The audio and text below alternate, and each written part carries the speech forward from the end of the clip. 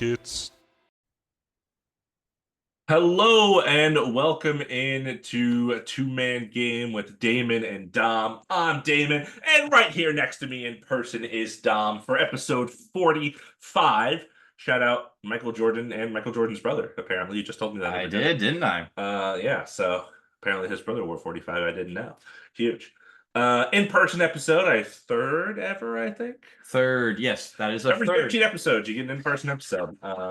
There we go. But Dom is visiting before he goes to Lithuania to see some family, and we pre-recorded an episode a while ago for that. It's been 17 days since we posted a podcast episode. It has. Oh my Probably God. the longest we've gone.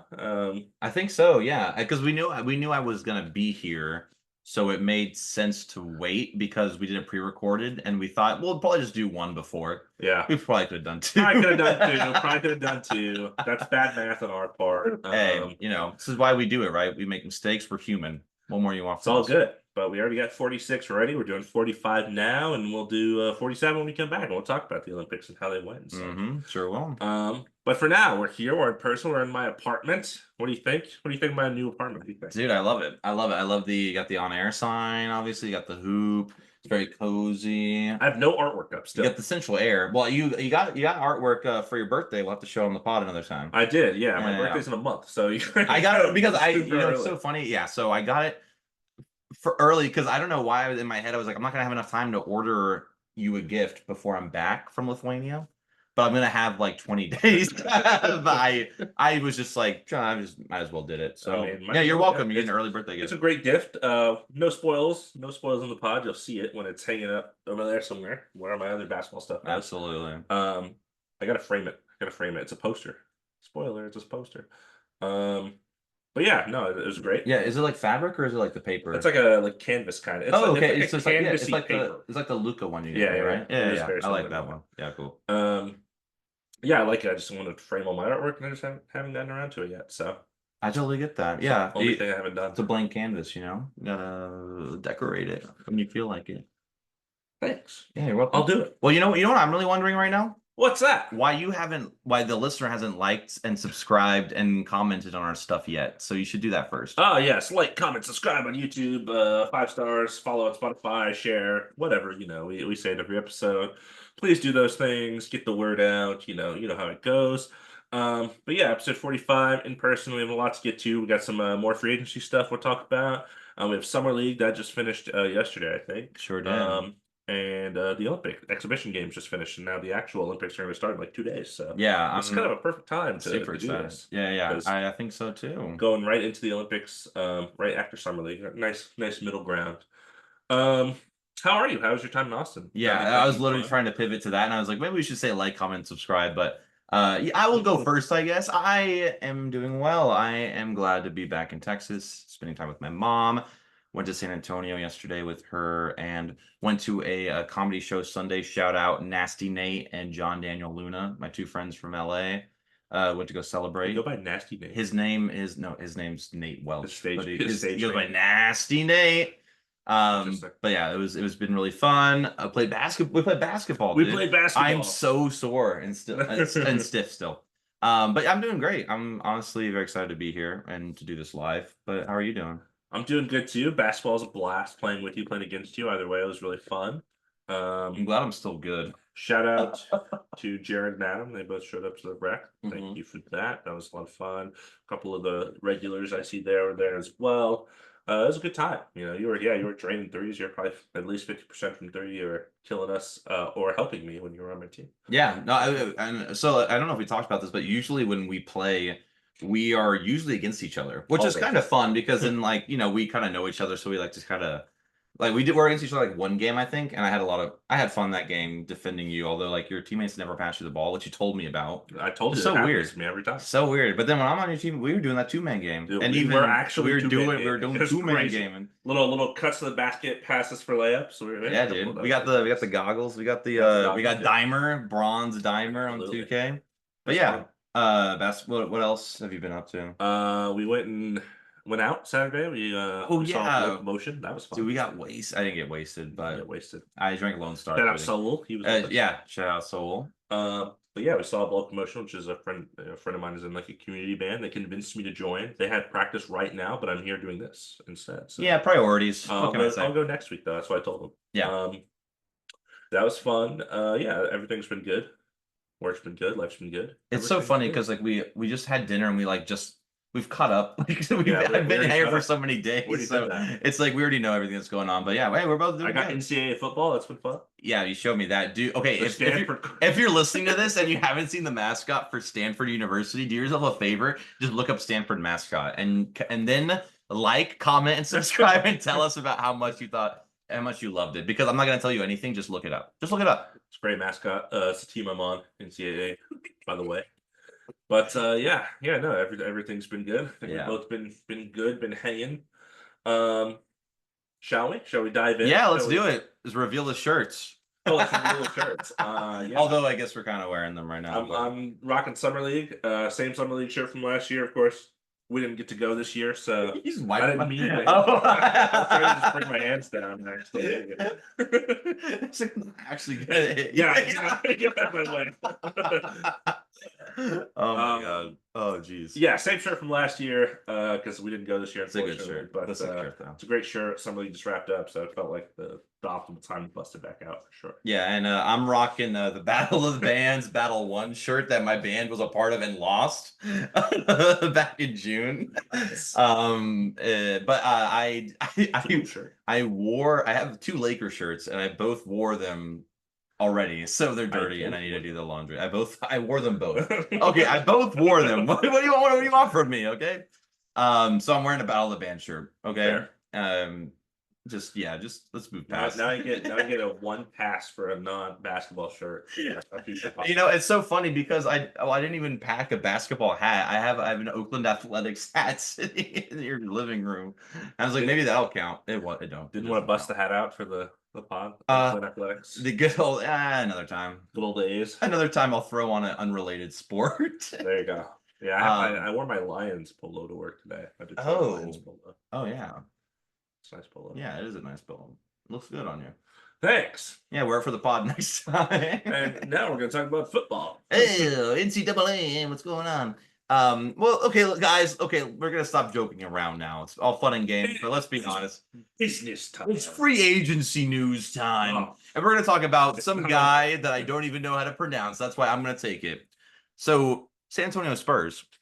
Legend Sandro Mamukelashvili signed a 1-year, $2.2 million deal to return to the Spurs. Yeah, when we were at dinner, I expressed to you that I literally had never heard of this player, and he's returning to the Spurs. So He sure is. crazy. You haven't heard of Mamu Kalavishvili? I think Sandro I can get. The other part, not so much. I'm gonna call him SM.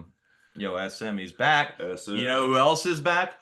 Charles Bassey. Or is it Bassey? it's Bassey. Oh, thank God. Okay, he signed a 1-year, $2.2 million deal to return to the Spurs as well. He was waived from his non-guaranteed deal last week, and he's recovering from a torn ACL injury. Yeah, so he signed like a 4-year deal, but like the 3 years he was on year 2. The 3 years were not guaranteed, so they waived him and just signed him to a minimum. Oh, because they didn't want to I don't know. I think it was just to give him money while he recovers from. Oh, so it's a nice thing. I don't know if there was the guarantee. I don't know if it was like contract, like games played based. So since he's coming back from like an ACL injury, he just like doesn't get money. So I guess they just like are like, here's a minimum. Oh, okay. Okay, so it's a good thing. I thought it was like we don't want to. I don't know if you're going to be in the league in 3 years. So Also true. Yeah, we'll give it 1. But hey, 2.2 million. I'll take 2.2 million. Yeah, you know, for sure. Yeah. I'll take my ACL right now. It's 2.2 live on the pod. I mean, I almost tore my ACL like 2 episodes ago where I like ramped up like crazy. That's hilarious. Dude, that better not happen again. that was terrible. We'll pause. We'll pause. Yeah, now that we know what's happening, it's live. We could pause it. So you just like, I guess Dom's just bowing out of the pod. Done. Yeah. From one black and white franchise to another, the Brooklyn Nets, Trendon Watford signed a disqualifying offer. Yay. Cool. Keon Johnson signed a multi-year contract to return to the Nets after a strong showing in Summer League. So Keon Johnson, I believe, was on the Clippers, and then he was on the Blazers for a little bit. now on the Nets, and he's been good. He's been fine. He just like hasn't really had the right situation. Yeah, I know the name. I honestly did get him confused with Keldon Johnson Because I for think he hot was sec. drafted to the Clippers during the Kawhi and Paul George era, so it's like Mm, a young guy that where are you gonna they're trying play? to win, Yeah. so they didn't really play him. So one of those. Cool. And then this one was shocking to me. Zaire Williams, in a second round pick, getting sent to the Nets from the Grizzlies for Diakite and Nemanja Dongubic. Don't know who that is. I think he was a second round pick this year, so I don't know who that is. The other two I know. Yeah, so why? I think the Grizzlies just gave up on him. Oh, they opened Zaire Williams. Yeah, and it sucks because they traded up for him a couple of years ago. I think 2021 maybe. Mm. To pick 8. It is 2021 because on the called game, I did guess him for the Grizzlies, and he was not on the Grizzlies. Yeah, and I believe they traded the pick that was Trey Murphy up to get Zaire Williams. Oh, really? So they traded back. They traded up in that same draft when they could have just took Trey Murphy. I mean, you make risks all the time in those kind of things, Yeah. but yeah, it's weird to see Zaire Williams get moved to from the Grizzlies. 'Cause I feel like, I know, I guess he's only been there for like 2 years. Yeah, just hasn't been consistent, I guess. Yeah. And they get nothing back basically. They're just getting rid of his money, I guess. Yeah. I mean, they get 2 players back, but one of them is a second round pick that was just drafted, and one of them I know the name, but Oh, I was gonna say, like, tell me about Mamidi Diakite, no because I've heard the name too. But well, I told you when we were having dinner, the Nets. It's a hole of despair. I don't know who's on their team at any time. Cam Thomas, that's all I know. Dude, I didn't need Cam Thomas on one of the cult games. I was like, oh my god, I'm so Dude, and Dennis Schroeder. That's all I know. Is he on the Nets right now? Related to that, the Pelicans. The team that because who got Trey Murray. I guess that's kind of similar. So Jamal Cain signed a 2-way contract with the Pelicans, leaving the Heat. No clue who that is. Fair. Thank you. Next guy though, legend Daniel Tice signed a 1-year deal with the Pelicans, leaving the Clippers. And Woj had a very interesting thing to say about Daniel Tice, and he said that Daniel Tice will lead Germany into the Summer Olympics. Is Daniel Tice the second coming? Daniel Tice is the second coming of a famous German figure who I won't name.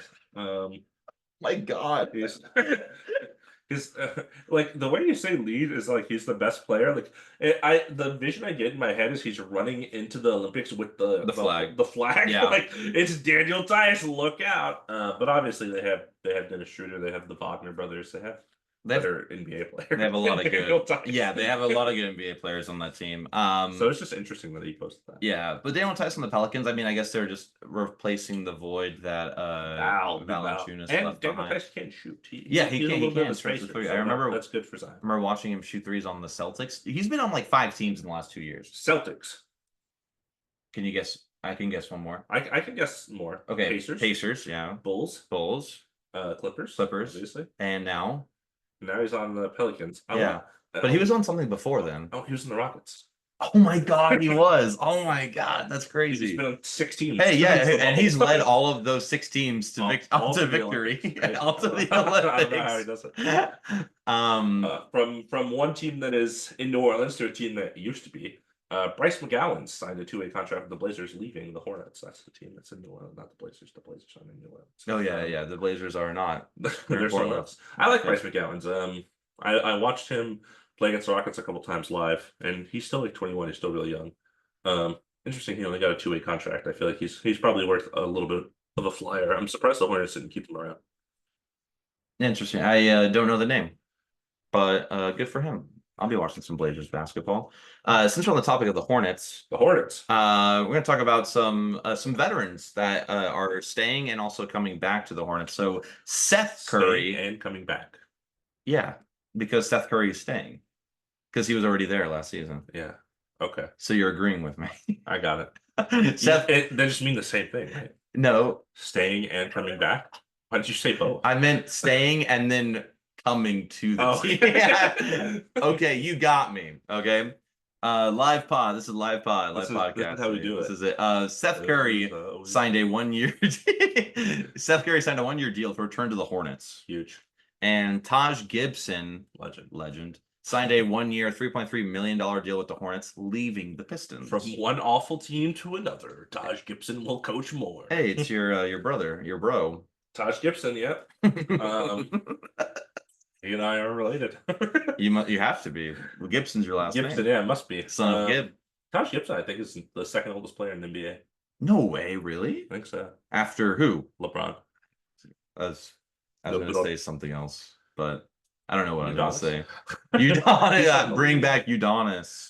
But yeah, speaking of Taj leaving the Pistons, they ended up claiming Paul Reed off of waivers after he just got waived by the 76ers kind of out of nowhere. Currently in the second season of a 3-year, $24 million deal. So since he got picked up off waivers, that means the Pistons will just pay him that. The 76ers don't eat that money, which is good for them. Still weird that they waived him. I know, who did they sign? They signed a different center. Drummond? They had Drummond back? No, the Sixers? Yeah. Yeah, they got Drummond. Yeah. So I guess that's why they waived him, but I like B-ball Paul. I do too. I don't understand. The Pistons have so many centers. The Pistons just they're like, come on over. So they got Wiseman, Isaiah Stewart, Duran, and now Paul Reed. Yeah, Marvin Bagley is on the Wizards. Wizards, that's what I thought. Okay, cool. And also Rashawn Holmes too, right? Wizards, yeah. Yeah, they both ended. Oh, interesting. Okay, cool. Yeah, so what are y'all doing, Pistons? What's going on? Playing a bunch of people that can't shoot around their point guard who can't shoot, and Ron Holland who can't shoot, and Jaden Ivey who can't shoot.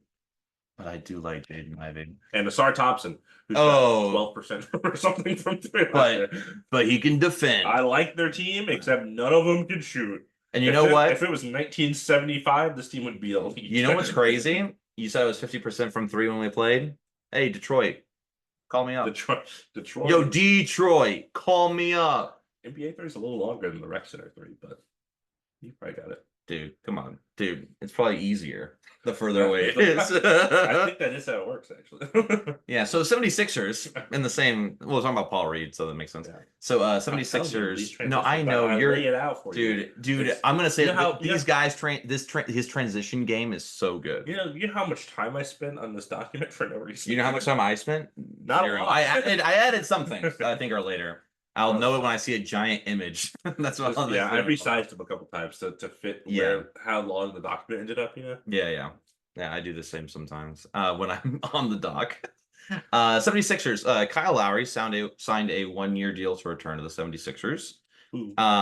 And also who's returning is KJ Martin. He signed a 2-year, $16 million deal to return to the 76ers. Yeah, I think that's a trade contract. So I feel like KJ Martin is probably not a $8 million player in their eyes because he barely played for them last year. So you think they're going to try to... I think they're going to try to probably package him and maybe like another guy to get someone on like that mid-level for sure contract.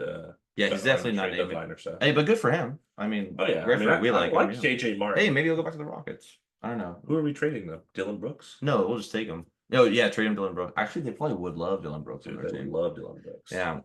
Well, you know what? You know who I love way more than Dylan Brooks? Reggie Jackson. Reginald. And he was bought out by the Hornets, and he's joining the 76ers. So, hey, ring chase away, my boy. Dude, I love that for Reggie Jackson. I love that. I really, because I kind of like them on the heart. No, I'm kidding. I like the Sixers team a lot now. Well, I might be going to North Carolina and Charlotte sometime next year. So I was really hoping Reggie Jackson would be there so I can wear my hat there and say, you remember when you signed my hat? He's going to say, absolutely not. He's going to say, Dom, of course, a 2-man game, famous of Damon and Dom. I know I'm on that logo. Yeah. Hey, I see me on there on the logo. Me on there on the logo. You can go see LaMelo Ball and Miles Bridges, don't worry. Oh, jeez. Okay. And Steph Curry. Steph Curry's cool. I like Steph Curry. A couple cool guys and a couple not cool guys. Yeah, but good for Reggie. He's like 3rd in line to play point guard. Right. And the 76ers had another point guard leave, Campaign. He signed a 1-year, $3.1 million with the Knicks. So Campaign is a New York Knick. I don't know if he'll play, but he'll be there. I like it because he can handle the ball off the bench. That's what I was trying to say. They have like Brunson and McBride, so I feel like that's it. That's all their ball. Yeah, McBride is good, but I guess he could shoot down and he could defend. Yeah, I guess he is really good. Okay. And Julius Randle still has a fair amount of ball handling duties. Yeah, and you got Miles. Miles Morales. Jesus, Mikal Bridges. Not even close to what I was trying to say. Another guy that I love. I love very much. Spencer Dinwiddie. He's leaving the Lakers. Oh, I forgot he was on the Lakers. I didn't. I didn't. I will never forget. I remember the one time he made a three, and I saw it live. I was like, "Oh my god, this is crazy." He signed a 1-year deal with the Mavs. He's going back to the Mavericks. Yeah, So some of his best seasons. yeah, I don't hate that at all for He was a for big part of the that Mavericks. conference finals run a couple years ago. Yeah, So. absolutely. I think he'll be good backup. I mean, they also have Jaden Hardy and Luca and Kyrie, so like they have a lot of guys that probably want the ball in their hand. Yeah, Interesting. but I mean, Jaden Hardy, I feel like, well, I guess he will be competing with Spencer Dinwiddie, but like, is that really a competition? Yeah. Yeah. Hopefully he can kind of, you know, find some life again. I feel like the last year and a half or so, he just like died out of nowhere. Yeah. I mean, when back to the Nets, it just kind of deflated. And Lakers, you really, I don't know, when he first signed, like he had some good moments, but it was just inconsistent, which is the worst thing that happens to everyone that comes on the Lakers. Whenever that happens, they just become inconsistent. Right. Whatever. Vit Krejci signed a 4-year, $10 million deal to return to the Hawks. He had a pretty good season for them. I think he was on the Hornets and got traded over there. I'm so glad you got that. I had no clue that going. Yeah, no, I mean, he had a pretty good season after he had traded over there. So okay, cool. 4 years, $10 million was fine. He's one of those guys that he's like a 27-year-old rookie, like Fontecchio, kind of like overseas guy that came on and was just fine. Is he a wing? What is he? Yeah, he's like a wing. Cool. Hawks love wings. What can I say? You know who they didn't love? Saddiq Bey. Good one. I guess. Thank you. Saddiq Bey signed a 3-year, $20 million deal with the Wizards, leaving the Hawks. He will be out most of the year recovering from a torn ACL, but I like Saddiq Bey. I like Saddiq Bey. It's pretty late in the season when he tore that ACL. Yeah. The Hawks didn't even offer him the qualifying offer, which I thought was crazy. And last pod I said, well, maybe they're just gonna bring him back like on a different deal. Nope, that didn't happen. They traded 5 second-round picks for him at the trade deadline. So not great. Doesn't look great. At least he got out of Detroit, but now he's in Washington. Maybe it was I don't know if it was last year or the year before. I think it was the year before because it was a year before, and then he spent this year on the Hawks. Okay, yeah. So he was there for like a year and a half. Yeah, about. He played like a year because he was injured. Like right. Yeah, I mean, because I think he was going to go to the Warriors, and then he got redirected to the Hawks. I don't know. That was a long time ago. Anywho, he's a Wizard now with Valanciunas. Sorry, you're a Wizard. Sorry, you're a Wizard. Like basketball purgatory. And me tearing your ACL on the bench over there, and you're gonna be like, "Oh, go get him, Jordan Poole." Yay! And then Valanciunas is gonna be like, "Why didn't I sign up the Lakers?" Oh my god. Absolutely. Yeah, you know how they are. Summer League legend Johnny Juzang, who we saw in Vegas multiple times gambling, literally in real time. Yep. Signed a 4-year, $12 million deal to return to the Jazz. So this is pretty big because he was on consecutive 2-way deals after being undrafted. So to go from that to a 4-year deal is nice. Even $3 million a year, he probably will barely play, but that's good NBA. I mean, that's good money for sit on the bench. Yeah, that's not bad at all. And the Jazz are still trying to find their, they're rebuilding still. So like he might be able to get more minutes than you'd expect, but they got to move Markkanen first. And, what college do you go to? UCLA. I know because I see all of his jerseys on sale still in the store. But you know whose jerseys I don't see on sale at UCLA? Who's that? Gary Trent Jr., my favorite signing of free agency apparently, because they've talked about him like 5 times. Talked about it today, earlier. Talked about it Saturday. I was drinking. I was like, "Yo, Gary Trent Jr. of the Bucks. This is crazy." So Gary Trent Jr. signed a 1-year minimum with the Bucks, leaving the Raptors. He had a much larger offer that he declined earlier this offseason. Yeah, so he had like a Dennis Schroeder thing where he got offered like I think it was for the Lakers. Dennis Schroeder got offered like 4 years, $80 million, and he like declined it and was like, "No, I want more money." And then he got like a minimum basically because no one else wanted to offer him anything. And Gary Trent Jr., I don't remember the exact contract, but it was something similar where it was going to be like $15 million a year or something to go back to the Raptors. Yeah, and he declined it, saying like, "No, I'll see what's out there." And what was out there was a minimum. So yeah. Oh, at least he'll be on a good team, I guess. Yeah, I think he has really good value. I'm actually surprised he didn't get anything. Me too. More. Good shooter. I think a lot of teams could have used. Can easily slide into that starting 2 spot there, I think. Yeah, but I think he probably picked the Bucks because they have Giannis. They're a good team. So yeah. but I like it a lot for both of them. I think it'll be good. Yeah, I also like Haywood Highsmith signing a 2-year, $11 million deal to return to the Heat. Good player, good role player for them. Another Heat guy. They just find guys and develop them, and that's what happens. And that's what happened here. So good deal for them to get him back good value, I think.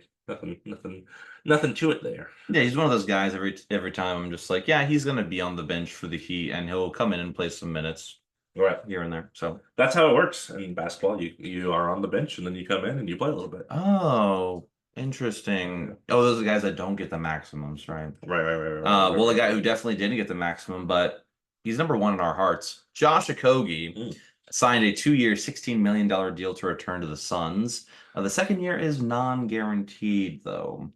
My first question, I mean, so they signed Royce O'Neal to like a 3-year, $40 million, or 4-year. 44. Yeah, that's what it was. And they signed him. I'm like, where are they getting the money for this? That's where I'm kind of. Yeah, well, Kogi again was already on the team, so I think they can offer him more money than like outstanding free agents. Like, Gotcha. When you have players for rights and stuff, you have rights to them, even if it takes you like over the cap. So since he was already on the roster, they could offer him more than they would, a random player out there in free agency. Well, I didn't know that. I now you know something. Learning with Damon and Dom. Thank you. One of my favorite players of all time, Russell Westbrook, and a second-round pick and cash was sent to the Jazz from the Clippers for Kris Dunn. Kris Dunn was signed and traded in this deal. I didn't write the contract here. I totally forgot because he was a free agent at the time. I think it's like 3 years, 11 million, something like that. Yeah, I think it's a little bit more, but yeah, it's something. Probably more. Yeah, but it's not substantial. Yeah. And this is the second year in a row that Russell Westbrook was traded to the Jazz and bought out. Yeah. I think is interesting. And now he's on the Nuggets, which is wild. I feel bad if I was Russell because I'm like, the Jazz don't want me. What the hell? Well, I think it's like a work. It's like no, I know. Both sides are going to come to the agreement or whatever. I know, but I'm like, come on, Utah. I mean, Salt Lake City. I mean, Russell Westbrook has a famously bad relationship with Jazz fans. Wait, like the playoffs and stuff. Really? Yeah, when they would play like the Donovan Mitchell, Rudy Gobert, Jazz, or like the Gordon Hayward Jazz, even before when he was on the Thunder. When he was on the Thunder, the fans would like call him the N-word and stuff. Whoa, what the hell? He would get into like altercations with fans. I didn't know. Don't go to Utah, Russell. You don't deserve that. What the hell? That's actually crazy. But when you think about him in the Nuggets, I was just gonna ask you. Yeah. Well, so he's gonna be coming off the bench. He's gonna be replacing Reggie Jackson, basically. Yep. Is he an upgrade or a downgrade? I think he's kind of like they've got pros and cons. What I like about Westbrook, he's gonna be pushing the fast break. He's gonna play fast. He's gonna get out ahead. Jokic will be throwing him those outlet passes. He can't shoot though. So Reggie Jackson, the thing about him is that he could shoot kinda sometimes when he wanted to, when he wasn't wearing 2 different shoes at the same time, which is endearing, but I don't like it. But I would say so you needed somebody to kind of fill it in. I don't hate it for the Nuggets, and I am glad I don't like the Clippers, so now I can really not like the Clippers even more. So. Yeah, I think, maybe it will help. Something that the Nuggets didn't really have last year after Bruce Brown and Jeff Green left is I feel like their bench didn't have a ton of identity.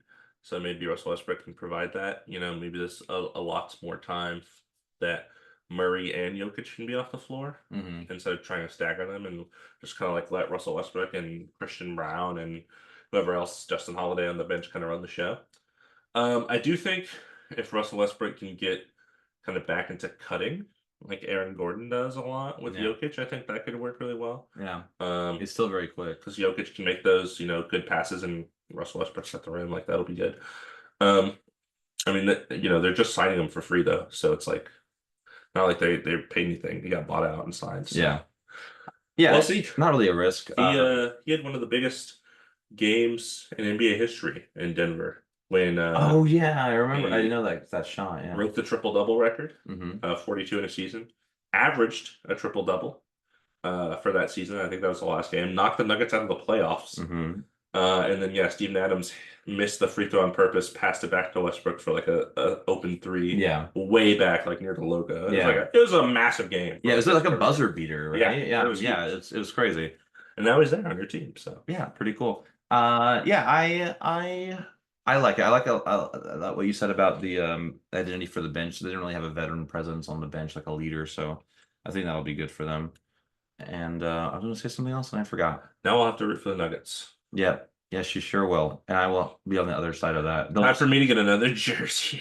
Oh yeah, you're gonna have collection. to. We don't even have a Clippers. I don't have a Clipper. Now they're going to be on clearance. Oh my God, you're right. Time for me to strike. I still don't have a Thunder. Dude, I can't find. I've been trying to look for a Valanciunas Grizzlies or Pelicans for forever. Yeah. I was able to get a Sabonis Pacers one, but Since Valanciunas is like not a popular player, so they're like, "Let even make jerseys for this guy." he's so good though. Anyways, I have a Valanciunas shirt. it's true, I do, and he's now it's not relevant. Now it's not relevant. Damn. I guess I'm gonna wear it to my the Wizards games I go to. I'm gonna have to give you a Wizards Valanciunas jersey now. I'll wear it with the dick and balls. Oh my, the one I have. I got the one with that. It's a Westbrook one. Anyway, so another. Oh, this is. I didn't even see this. So Sam Hauser on the Celtics signed a 4-year, $45 million extension with the Celtics. That's crazy. Yeah, that's a lot. I did more not. Than Royce, didn't you? Yeah, I think deserves. I don't know. That's crazy because he was what, like they're going to be in second apron purgatory forever. Yeah, well, I thought they were. Wasn't he undrafted and stuff, right? Like his story is definitely not like a highly touted prospect or anything. Yeah. So congrats to him. He makes threes like nobody's business. And by the way, if I first turn it back on, there we go. Hey, there he is. Now I can see. But yeah, so cool. Yeah, Sam Hauser's back with the Celtics. I guess cool for them. Shout out Sammy Howe. Yeah. Also just happened, Evan Mobley signed a 5-year, $224 million max rookie extension, just like Cade Cunningham and Franz Wagner and Scotty Barnes, the same contract. Worth up to $269 million, depending on all NBA teams and stuff like that. It's we talked about it, it's a percentage thing. I think all NBA third team is 27%. All NBA first or second team is 30%. I was listening to something about it. I was like, well, how are you just pulling numbers from thin air? And that's specifically in his contract, not in everyone's contract. So yeah, it's different for whatever they negotiate. I don't know. It's a percentage of the cap. What do you think about the signing? I mean, Evan Mobley is good. He has a lot of potential. So where should he have been drafted? Who should have drafted him? Yeah, I wanted him to go number 2 to the Houston Rockets, believe it or not. I know, but him and Şengün probably wouldn't have fit very well together. Yeah, I think it worked out. I like him on the Cavs a lot. I think it's now they have Mitchell and Mobley locked in for the future. So yeah, which is interesting because you would have thought it was like it'd be Garland and Mobley, and then like you'd move Jared Allen and. I guess we'll see. Well, hey, we're on the pulse. We'll keep y'all up to date with all. You sign the contract, you can always trade it. So yeah, for sure. Talking about contracts that you can sign and then move. I don't know. I'm not trying to do it. I'm not doing a very good segue. Sacramento Kings. Jordan McLaughlin signed a 1-year deal with the Kings, leaving the Timberwolves. Yeah, finally. I feel like he's been on there for forever. I felt that. I guessed him. The call the other day. He's only been in the league since 2019. Yeah, that's actually. Like he's been there since like 2012. Yeah, I thought he was like 32 or something. But just bald people just look old. Yeah. Hey, they deserve love. You know who else deserves love? Who's that? DeMar DeRozan, because he was signed and traded to the Kings for Khris Duarte, 2 second-round picks, and cash. So also part of this deal was Harrison Barnes and a 2031 pick swap that was sent to the Spurs in the trade. And so DeMar DeRozan, he signed a 3-year, $73.7 million deal with the Kings, and the 3rd year has only a partial guarantee of $10 million. This is huge. So yeah, this is huge. What do you think about this? What do you think about the Kings now? Are they more of a contender? Is this going to hurt them? What's their starting lineup look like? What do you think? The starting lineup's easy. It's going to be I think it's going to be De'Aaron Fox. I think they're going to have no choice but to start Keon Ellis at the 2. Okay. Because no one else in their lineup plays defense. That's true. They need somebody to play defense. That is a very good point. So then the 3 is going to be DeRozan. The 4 is going to be Keegan Murray and Sabonis, of course, at the 5.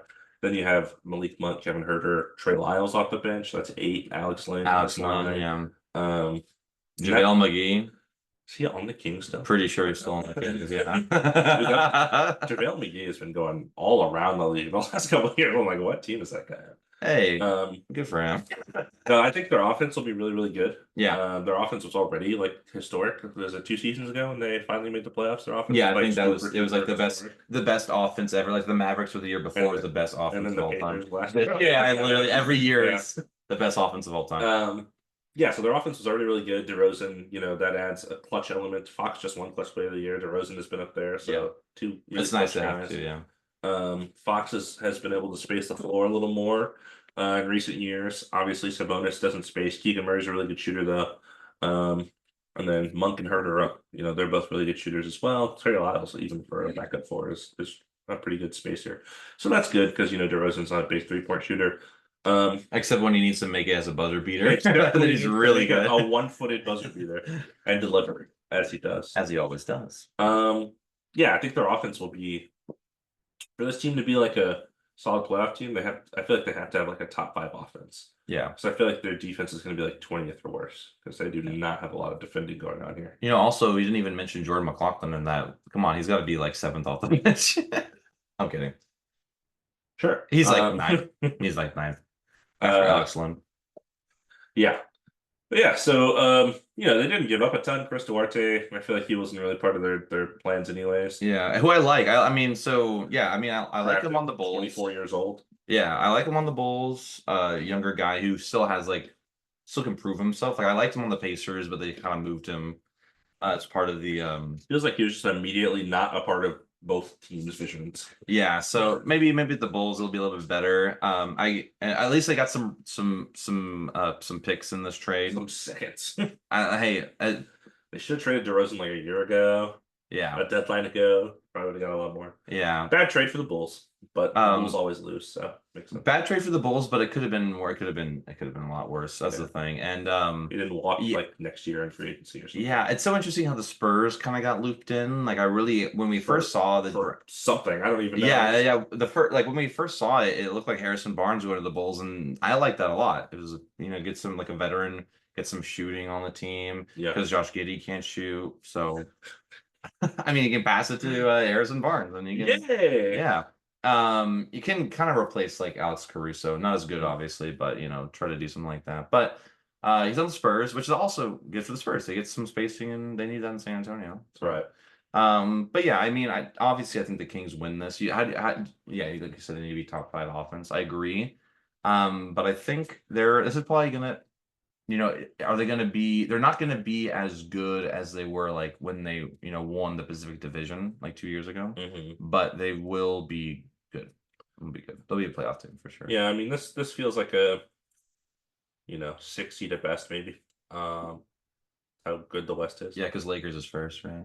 Yeah, totally. Dude, I had the Lakers as like 2 seed last year. Yeah, I know you did. I had them 5th. Okay, I was a little bit close. But Spurs get Harrison Barnes and a pick swap for like nothing. Like they just joined the trade and said, "I'll take Harrison Barnes and we'll get a pick swap." Yeah. Okay, Spurs. Okay, yeah, that's great for them. Yeah, it's 2031. So what it's like set that person is like 12 years old right now. Yeah, who they might draft, which is always dribbling around in middle school. Really funny to think about. But yeah, I think it's somebody out there at recesses can be in the NBA. It's definitely a win for the Spurs and for the Kings. Bulls, at least they got something. Yeah.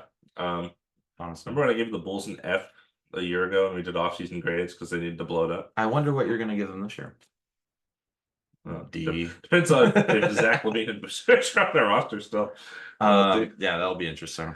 Why don't you go ahead and take this next one? I know you took the Kings here, but I think I'm going to take the 2 after. Yeah, for sure. Yeah. So I mentioned the Lakers. So LeBron James, I finalized a 2-year deal, reported to be $101.35 million, almost $3 million less than his 104 max. Because that's what we said last month. Yeah, it was the max. Yeah. So this deal puts the Lakers just below the second apron, and aside from the player option and no trade clause that we previously mentioned, this deal also contains a 15% trade kicker.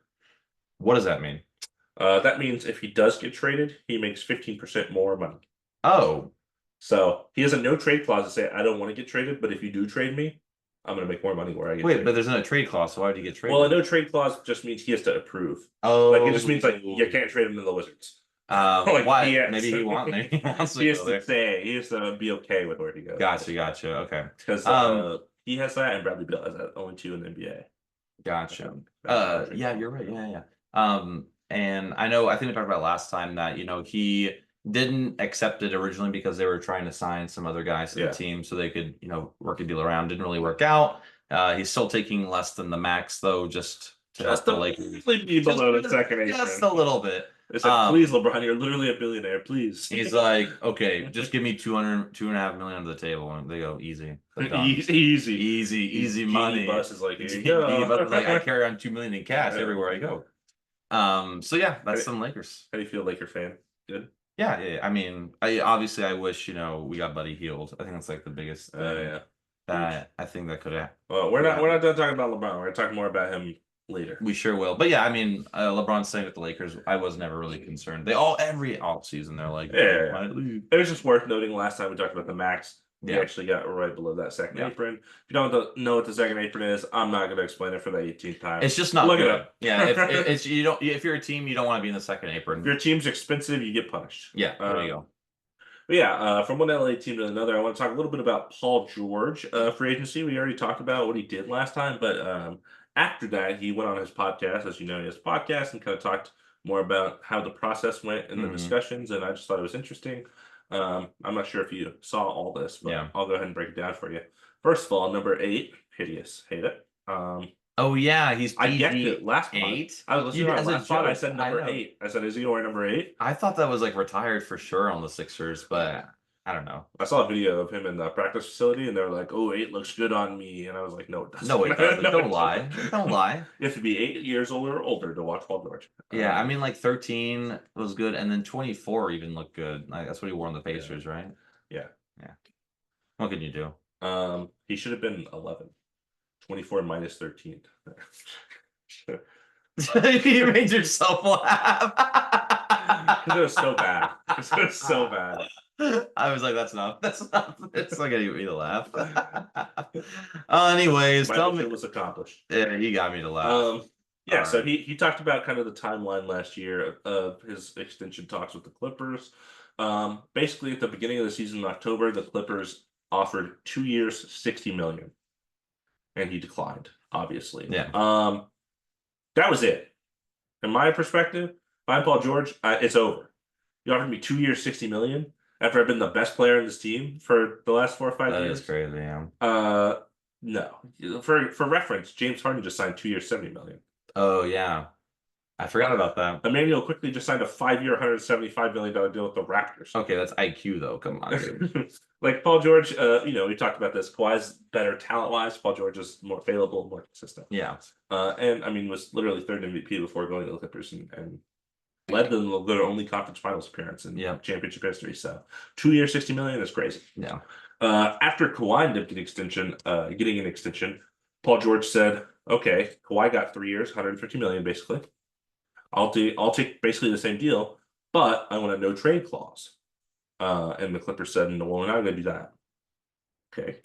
And basically, the rest of the season, the Clippers wouldn't kind of give in on the no trade clause. They wouldn't give a 4th year because Paul George said, "If you're not going to give me a no trade clause, add a 4th year on there because I want like more money." Guaranteed, yeah. Yeah. And then he just walked. He just walked in free agency and lost him for nothing. And it's very reminiscent of Blake Griffin's end as a Clipper. So this is why he wanted the no trade clause. Basically, what happened to Blake Griffin, if you're not familiar, they like really hyped up Blake Griffin one off season, and there's a shirt. We'll look up the shirt at some point. Yeah, I haven't shown you the shirt, but it's like a shirt with like Blake Griffin and like Nelson Mandela and like some like other like super iconic worldly figures. Yeah, and it says like the chosen ones or something like that. And they made this shirt for Blake Griffin, and Steve Ballmer was like, "We love you, Blake Griffin. Like we want you here forever." And they signed him like this deal or whatever. Immediately traded him to the Pistons. Really? When he spent and he was on All NBA 13 as a Piston. He led him to like the 8th seed. But like the Pistons were bad. Like, I that's when I started watching basketball. I remember like how did he get Derrick Rose and Luke Kennard and Andre Drummond and wasn't Wayne Ellington still on that team? Probably Wayne Ellington. Yeah, it's like bad Pistons team. So they're like, we love you, Pistons. So that's why he wanted. That's why Paul George wanted the no trade clause. He was like, I don't want to sign this deal, and then you just ship me to the Wizards. That actually, wow, I didn't know that. I mean, I thought also being honest, like, what's your opinion of the no trade clause? I mean, a no trade clause is fine. It's like I understand. I mean, there's only two currently in the league. I Yeah. understand not wanting to give it to a player because then it's like, okay, if we want to make a move and we can't do it, it's a business at the end of the day. But again, if it's someone like LeBron, sure, Yeah. we'll give you a no trade clause. I understand Paul George wanting one, especially for only a 3-year deal. It's not even that long of a deal. Yeah. Um, Plus, you might want to leave. Like, it might work out, but yeah, if I have to give you a no trade clause instead of losing you in free agency for nothing, I'd rather give Give you you no no trade trade. clause. I mean, it makes a lot more sense for him to have one than Bradley Beal. Right. Yeah. Um, I, yeah, I just don't think it's that crazy to give someone of Paul George's caliber a no trade clause because, like, right. you're not. I was just gonna say, like, you're not gonna just trade one of like the best players on your team for no reason, but I guess they did do that in the past, so I guess that does happen to some people. So, yeah. Anyways, it's weird. I'm glad Paul George got out of there. I was just telling Damon before the pod, like, I'll probably like Paul George now because his game is good and I like. Intuit Dome is fucked. Yeah. Oh, did you see the?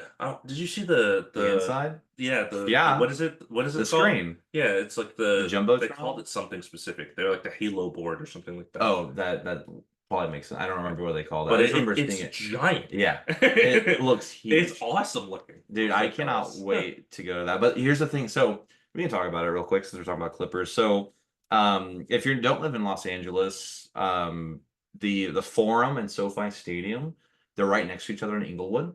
Intuit Dome was built right next to it. The thing is, no parking around that area. It's all like neighborhoods that have Three like no giant permit parking. stadiums. So there's three giant stadiums, all with their own parking lots and garages, and parking is usually at least like $50 Yikes. just to park in a lot.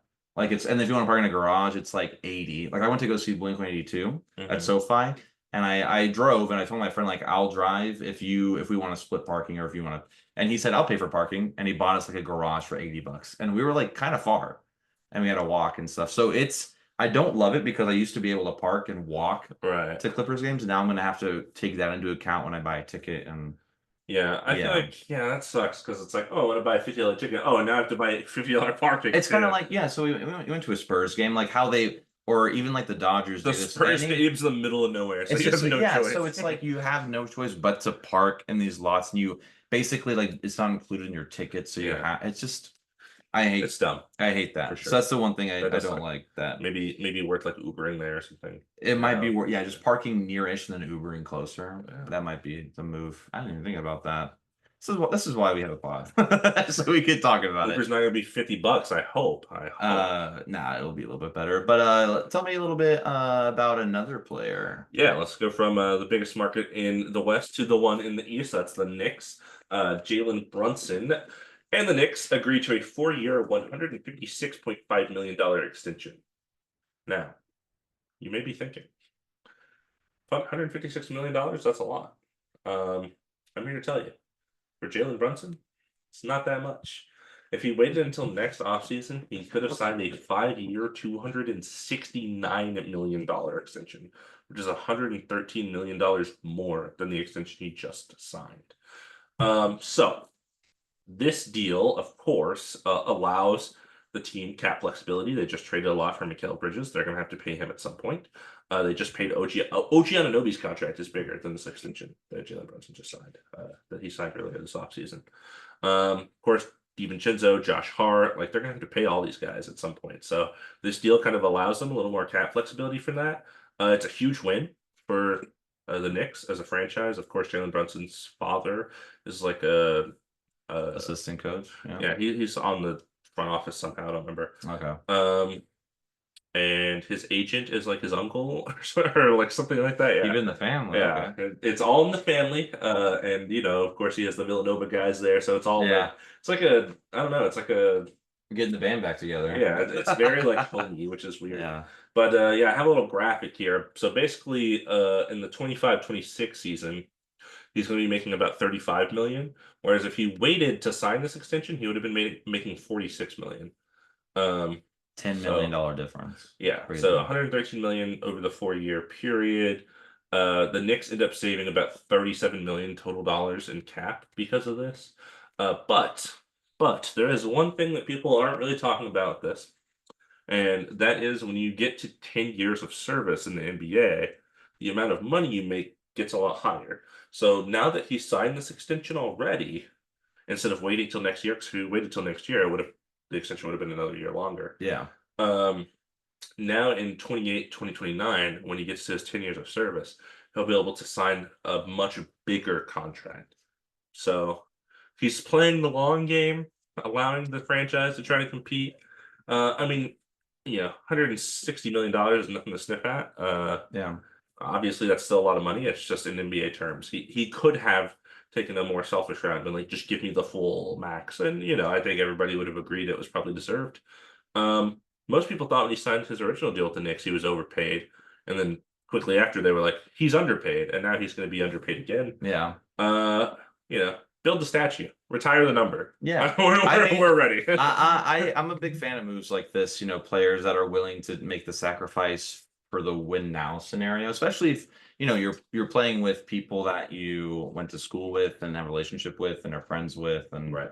it makes any NBA player, it makes anybody happy to be able to play on a team with people they know and can rely on. So I'm glad he did that for the team, for himself, and also when the thing is, like in 4 years, he will get that crazy 4-year, $323 million contract, and no one's gonna be like, oh, I wish he like didn't take. I wish he like got paid less. It's like, no, he did his waiting, he did his time, and He did his time. hey, now he'll get rewarded for it. So I really like this next team. We'll see what they do next year. Yeah, them and the 76ers, I'm excited to see, who can try to dethrone the Celtics. Perhaps. Yeah, absolutely. Very excited. Let's get into some general news. I want to talk about one of your favorite players. I put this on here for you. Thank you. Mason Plumlee, up there with Cody Zeller, is my favorite of all time. He was elected as the Secretary Treasurer in the NBPA, which is National Basketball Players Association, and he will begin his 3-year tenure this upcoming season. Thank you, Mason Plumlee. Thank you, Mason Plumlee. Who wins in a one-on-one, Mason Plumlee or Cody Zeller in their primes? Oh, I think Mason Plumlee. Think Mason Plumlee? Yeah. Even if it's mass Cody Zeller? Okay, well, yeah, okay, we're doing mass as well. It's Cody Zeller. All right, I mean, come on. How's he gonna do? He's gonna be able to see his eyes. It's like, where's he going? You get no expression with the math, so you can't even see if he's smiling or not. It's gonna be, yeah. I mean, come on, with the mask, Cody Zeller. Has to be. Has to be. In other general news, Kyrie Irving underwent surgery to repair a broken left hand that he sustained during training this offseason. Ouch. He's expected to be ready at the start of the season, but just thought it was worth mentioning that his hand is broken. His hand is broken. His hand is broken. But his heart isn't. His heart is there. It's there. Another person whose heart is still there is Khris Middleton. He also underwent surgery, but this was a arthroscopic surgery on both of his ankles. Both. Man, it's crossover. He's like, I can't do why at all. He's expected to be ready at the start of the season as well. So, just so you all know, both of his ankles cooked. He's been, struggling with injury the past couple seasons. So hopefully this is like a reset. And absolutely start off well. The Pistons have hired Luke Walton as their lead assistant coach under J.B. Bickerstaff. Third favorite player of all time. I'm just naming like white role players. Luke Walton was an awful coach for the Kings. That's all. Yeah, I know he was. Yeah, he wasn't very good at all. But now he's on the Pistons. Yeah. Cool.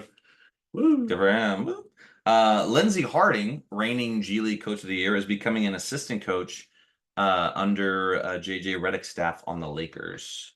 So I was reading something about people were saying, like, oh, they're just hiring her because they just want to, make, and be inclusive, whatever. Yeah. But there's like people, then, I saw I saw some Lakers like fans that did some digging, and like they saw that like J.J. Redick like years ago was he was advocating for her to be named, like people they've known each other for a while, like they're friends, and was advocating for her to be like put as a coach on a team or something. Like it's not like out of nowhere, like they have a relationship. And gotcha. So yeah, JJ Redick, not a bad guy. Confirmed. And Lindsey Harding, a very good coach. So very excited for our Lakers staff. Yeah. On to more impactful women in the basketball community. Caitlin Clark recorded 19 assists to break the WNBA single game record. She's a rookie, by the way. Yeah, crazy. In the same game, she broke the Indiana Fever's franchise record for assists in a season in just 26 games played. For reference, there are 40 WNBA games in a season. So in 26 games, she broke the franchise's single season assist record. See that's like I haven't watched a lot of WNBA, but I'm like those doesn't seem like very high numbers to break. But I mean, I mean, 19 in one game is a lot. That is a lot. I know the NBA is 30. Yeah. Scott Skiles, 1985. Okay.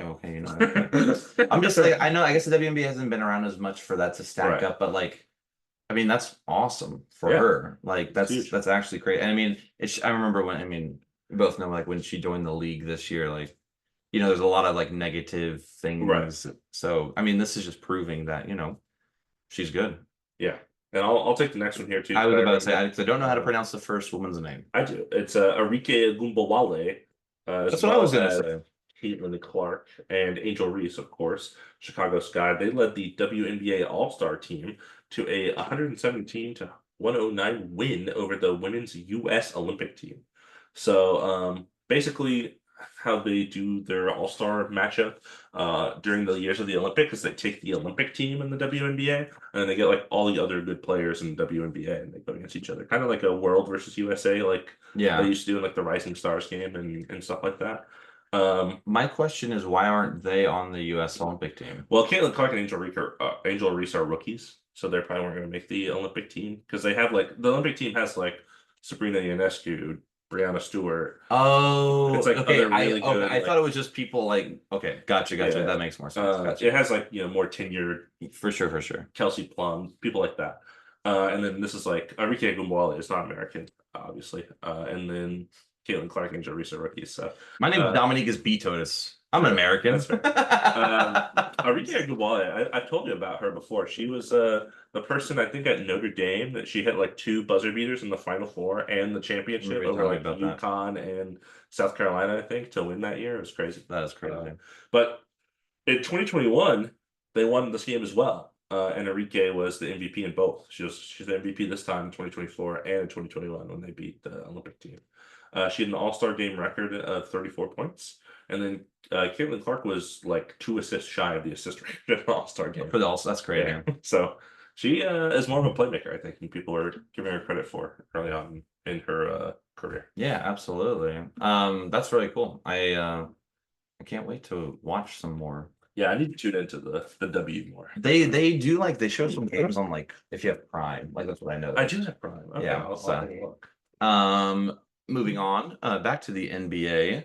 Our favorite video game of all time, the 2K NBA 2K25 cover has been released. It has Jason Tatum and AJ Wilson, and then Vince Carter is on the Hall of Fame edition. Yeah.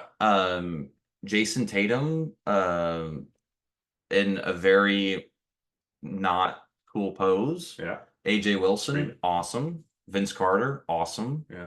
I like Jason Tatum, but I don't think this was his year. What do you think?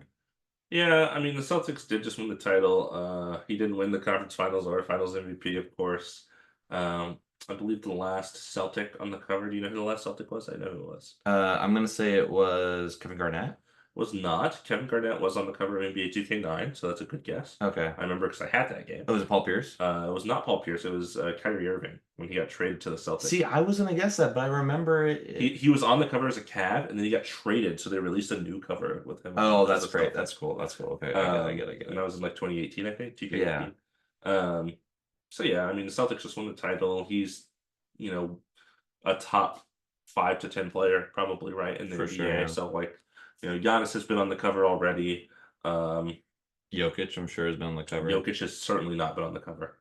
Jokic has not been on the cover. See, then okay. But Jokic probably doesn't want to be on.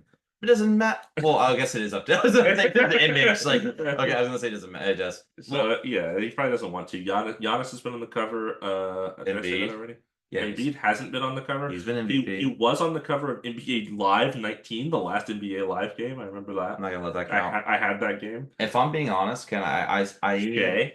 Shea would have been a would have good been cover, I great. think. Luca has been, I think, right? Luca, I think 2K22, I think. yeah. Oh yeah, because they had the Slovene. I remember they had like his colors. Yeah. I think Devin Anthony Booker was Anthony last year, I think. Edwards.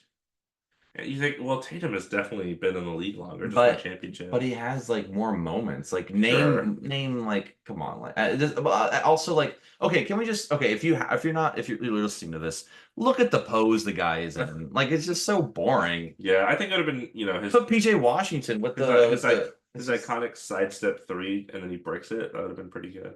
and then he breaks So I feel like it. every time he does it, it's missing. I'm like, oh, that's not Oh, one. that's yeah. And I'm like pick a better pose if it's gonna be Jason Tatum or Asia Wilson is super good. yeah, AJ Wilson for sure. She's awesome. So no problems there. She's And been Vince Carter. playing. Did you see how they have the gold on Vince The Carter? goal on Vince Carter's is weird. It's weird. I Arm. don't The ball hate is it. cool. I think the gold ball is cool. I The think gold they're arm like is what- showing him becoming goal. He I did mean, just get inducted in the Hall of Fame, so like I think it's cool that he's on the Hall of Fame. yeah. That is pretty cool. I Anyways, feel like it's been Kobe on like the Legendary Edition like 6 times. yeah, it was well, it was like I think 2021 because he passed. Yeah. And then it was 24 because his number was 24. So I think it was at least 2 times in like the last 4 years. So it's like, yeah, let's give Vince Yeah, I Carter. mean, I don't really have an issue. I think Tatum's fine. It'd have been a little weirder if they put like a kind of a lesser, like a kind of like a B tier star. Like as much as I love him, like Halliburton would have been a weird cover athlete. So that he Yeah. hasn't been good for like long enough. Yeah, I agree. Yeah, I guess Jason Tatum was bound to be, but I kind of thought it would be a better year of his. Like he just not even in like MVP talks or I mean Shea would have been that's a good one. I think that would have been a really good one, honestly. I feel like Giannis was on the cover of 2K19, which was like right before he won his first MVP, which I think is interesting. Yeah. I thought, but didn't we? We did talk about that. Yeah. Or we did talk about that. We were talking about it today at dinner about like when he won MVP because I didn't know what year and all that stuff. Yeah. You want to tell me about these Nets? Yeah. Okay. So I saw this. So the Brooklyn Nets reveal new logos. So they had a shield with a B on it that said Brooklyn, and then below it said Nets. Now it's more of a sphere, like a lot of the logos now. There's like 4 different versions, but one is just like it's a white basketball with a black B, and then the other one says Brooklyn on the top, Nets on the bottom, and it's the ball in the middle B. And the other 2 is just Brooklyn in a font and Nets as like a curly cursive kind of font. What's your favorite of these 4? My favorite is it's either the first 2, probably the one of the 2 basketballs. Do I like the Nets font? I think the Nets font. You like that's my least favorite. I think it looks cool. The other ones are just boring. I think they're just boring. I think the colors are black and white. Look. I agree. I don't understand. I really don't like that all the teams now are trying to do a sphere. Mm-hmm. Like if you look at like all the logos are all like sphere. Like Detroit Pistons have an awesome logo. They're not just blue and red. The Pistons logo is so bad. It's now. Like, and now they're just kind of basically doing 2004 that. Pistons with like the Pistons wrapping around like the ball. Dude, yeah. Even that logo was better. Now it's just circle. Yeah, it's just all just trying to be too aesthetic when it should be just cool. This isn't a big enough change for me to care. It looks the same. I honestly was like, wait, what did they change? And then I remember seeing the shield thing. I was like, oh, the shield was bad. This is definitely better than it was. I like the font of Brooklyn. I don't even hate the font of the Nets. It's my least favorite one, but I don't hate it. It's just, a little generic, just a white basketball with a B. They're called the Brooklyn Nets. Make your logo the net. What are you doing? I never thought about that. As much as I guess I say the name Brooklyn, I never thought of the Nets as like a net. Just make it a goal. Yeah, just make it this goal right here above me. There you go. I put the ball over there. That's for you later, by the way. Oh, I'm gonna be the first one to make it in this new place too. Yeah, that comes later. True. Hey, why don't we talk about some summer league? Let's get into summer league.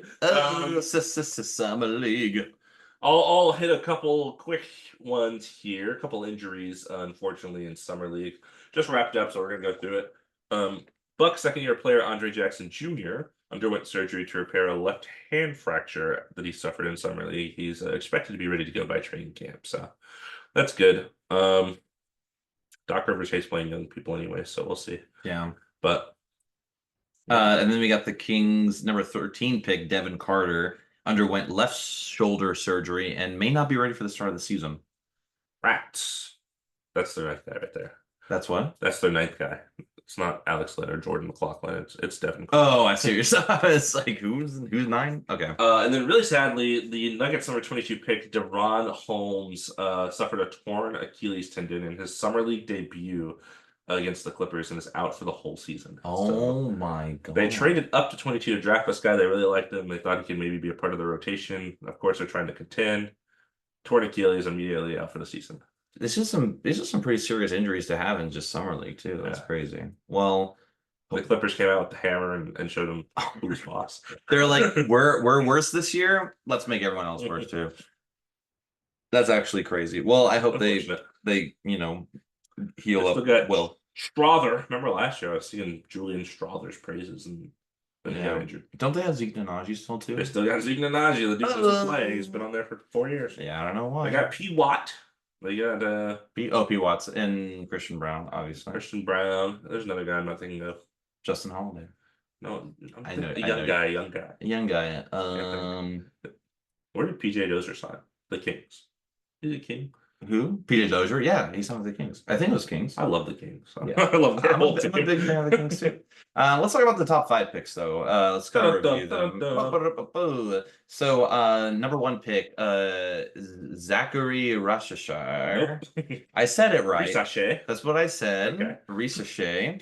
He shot 30% from 3 in just 2 games before getting sidelined by a quad contusion. He did look like an elite passer for his position at his age, though. Did you watch highlights, or how did you get these notes, by the way? Yeah, I watched some highlights. I read some articles. Cool. Yeah, he's just making good, not, I don't want to say Jokic passes because Jokic is like the best passer in the league. That's impossible. Maybe more like a Şengün, some just good passes for he's like a 6'10" forward. He's got like an IQ. He seems like he knows what he's doing, which is good. Not shooting well, but his shot form, I know people really harp on form. His form looks fine. Okay.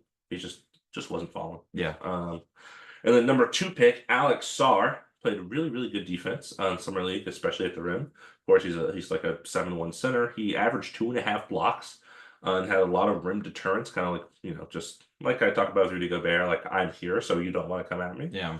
However, in 4 games, he shot 19% from the field, including an 0-15 game against the Blazers. People have bad games in Summer League. People have really good games in Summer League. This is one of the worst Summer League games ever. Yeah, that's really... 0-15 is crazy. I mean, this is the number 2 pick. Was Donovan Cleaning blocking him? Clamping. Yeah, I was like, what is going on over there? Not great. Yeah, especially from a center. Like if you're 0-15 and you're supposed to be shooting 3s and stuff, and it's not excusable, but it's like, okay, you're taking harder shots. Yeah. You're a center. You're close to the rim. Your percentage should be above 60% at least. If I went 0-15 in Summer League, I'm retiring. I retire a legend, a Wizards legend. Number 4 pick, Stephon Castle, only played 1 game, but he looked like a legitimately 2-way threat already. I take that so bad. Yeah, it's okay though. He is crazy. Legitimate 2-way threat already. Yeah, he played 2 games in the California Classic, but yeah, he looked good. He looked like a good playmaker. He looked like he's ready. So yeah, that's good. I can't wait to watch some Spurs for sure. Yeah. Pistons number 5 pick Ron Holland looked super athletic, like people thought, and talented. Definitely struggled shooting efficiently, which pretty much everyone expected. He looked better as Summer League went on, but of course that's when other players, stopped playing. A lot of second-year players stopped playing for the first couple games. He looked better, so we'll see how he goes NBA wise, but he looked about as expected, I would say. Pretty average. Yeah. And we're not talking about number 3 for later, right? Yeah, we'll get to number 3. I figured as much. You must be very excited. So we're gonna talk about some of my favorites. Not because they are actually my favorite, although one is probably gonna be a favorite of mine. Anyway, so Matas Buzelis of the Chicago Bulls, Lithuanian, obviously. So I have to be a Chicago Bulls fan now. No, but he looked actually pretty good getting to the rim and scoring. He actually scored 28 points in a game. in summer league, which is not nothing just to it's not easy Yeah. by any means. So he looked pretty good. He was making some mid-range shots as well and cutting pretty well. He has good handles for a 6'10" wing, so I'm excited for him to be on the Bulls. I'm glad the Bulls are blowing it up, so he'll get minutes. Yeah. They're not trying to compete. They're just trying Hopefully. to So hoping for that. And then of course got to talk about Bronny James. He can play defense, and then tell me about that summer league debut for Bronny James. So against the H-Town Houston Rockets. So in the debut, I believe he made 4 points, huge, and like 3 rebounds and like 2 assists, something like that. Nice. And he played quite a few minutes. But you know what? He can play defense. Can he? He can play defense. Because I tell you who went against that game. Because you can what? I said I know who he went against that game. Oh yeah, I'm sure we're gonna talk about it. Well, I know also we didn't put it down, but Dalton Connect also. Oh yeah, I forgot about Dalton Connect. Yeah, he played. He sunk some threes. I didn't look at his stats or anything. Lakers were not very good in summer league last year. Last year we were better. We were quite good last year, if I remember correctly. But thank you for adding some notes. That's it. You just put Dalton Connect for cool. Connect cool. Yeah. I don't know if he'll be a part of the rotation is the thing, but he wasn't terrible. Gotta throw Maxwell Lewis in there, so I do like Maxwell Lewis. So throw Max Christie in there. Well, Max Christie and the max is to the max. To the max is a great, I didn't even think about that. Yo, that's great. Hire us. Hey, why do you think we're doing this? We're doing it for the money. Come on. We make so much money on give us our money. Give us our money. We deserve our money. Anyways, let's talk about the summer league teams. Yeah, let me hit you with the first team here, and then you can get the second team. Yeah, and when we say teams, we mean like the best all NBA. Yeah, all NBA or all summer league team. Yeah, so the all summer league first team was Gigi Jackson, Jordan Miller, Scottie Pippen Jr., Reed Sheppard, and Khalil Ware. The Grizzlies had 2 players, of course, with Gigi Jackson and Scottie Pippen Jr. was on their summer league team. Reed Sheppard of the Rockets, Khalil Ware, the only first-round picks to make all summer league first team. Who's Khalil Ware on? Khalil Ware is on the Heat. Oh, nice. Cool. Which I'm about to get to. Cool. God, Jordan Miller's in the Clippers, by the way. Not a name I was really familiar with. Oh, I sort of skipped over that name. But Reed Sheppard, number 3 pick, who we skipped earlier, averaged 25 and 5 and 3 steals in his 4 games played in the summer league. His debut, I think he had like 28 against the Lakers. He was killing them. He looked really good. Yeah. He didn't shoot amazingly, but he had really good handles. Looked like good decision making, good pass having. What? Good passes thrown. I don't know what I'm trying to say.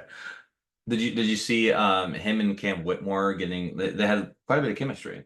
Oh yeah. Yeah, on like I watched one of the games and they had like quite a few fast breaks and lobs and things like that. So that was very cool to see. I gotta apologize because I did not think it was a great pick. I was like, I don't know, but so far it's looking like the right one. So I'm happy. Love to see him. But Khalil Ware, the Heat averaged 17, 8, and 1.5 blocks to lead the Heat to the Summer League title. They won the championship. Although it's former Rockets legend Josh Christopher, who shined in the final game for the Heat. 24 points, 4 rebounds, 3 steals, and 2 blocks in a 2-point overtime win. So he ended up with the championship MVP of that game. Against the Grizzlies, right? Against the Grizzlies. Yeah, his former team, technically. Yes. Although I don't think he went to the Grizzlies and got waived by them. Yeah. Immediately. And then beat them in the summer league. Yeah. Hey, take that. He had like a quote after the game where he's like, I just got waived by this team and now I beat them. So that's pretty good. That's cool. And then Scottie Pippen Jr., former Laker, became the 5th player ever to record a triple-double in the summer league history. And he led the Grizzlies to the finals, where of course they just lost barely in overtime. Can you name the other 4 players that have got a triple-double in summer league? They're going to be so random. One of them, they're not as random as you think. One of them you'll never get. His name is Nick Johnson. Okay. He played on the Rockets summer league team in Orlando in 2014. Okay, I'm going to guess. First player to ever get one, by the way. Okay, cool. Good for Nick Johnson. No, Tyrese Halliburton. Nope. Jesus. Let me give you years. Yes, yeah, give me years. Okay. This player in 2017 had 2 triple doubles Oh my God, who was on the summer league team that I think went pretty far in this. who was a rookie in Yeah, he was the 2017? MVP of the summer league actually. God, I mean, And let me tell you this, yeah, give me. I he have. was on the Lakers. Was it? Lonzo Ball. Lonzo Ball, What? 2 summer league triple Oh doubles. my God. Okay, and then we traded him. 2019, this player was on the Pistons summer league team. However, you'll probably know him from his days as a Net or a Nugget or a Um. Pacer or a Raptor. Oh my God. Already? How many? Is it? It's not Gary Trent Jr. No, Won a championship for the Nuggets. He's a guard. What is He's his? like a guard forward.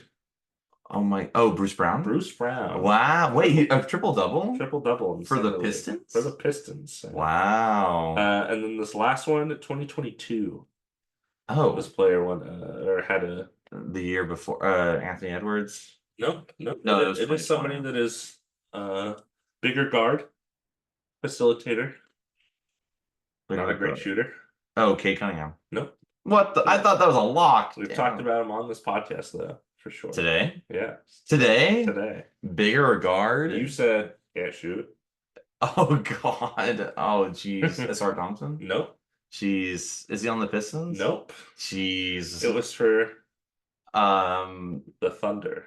Oh, Josh Giddey. Josh Giddey. I should have got Triple that. double. Yeah, he's a I should have got that. Yeah.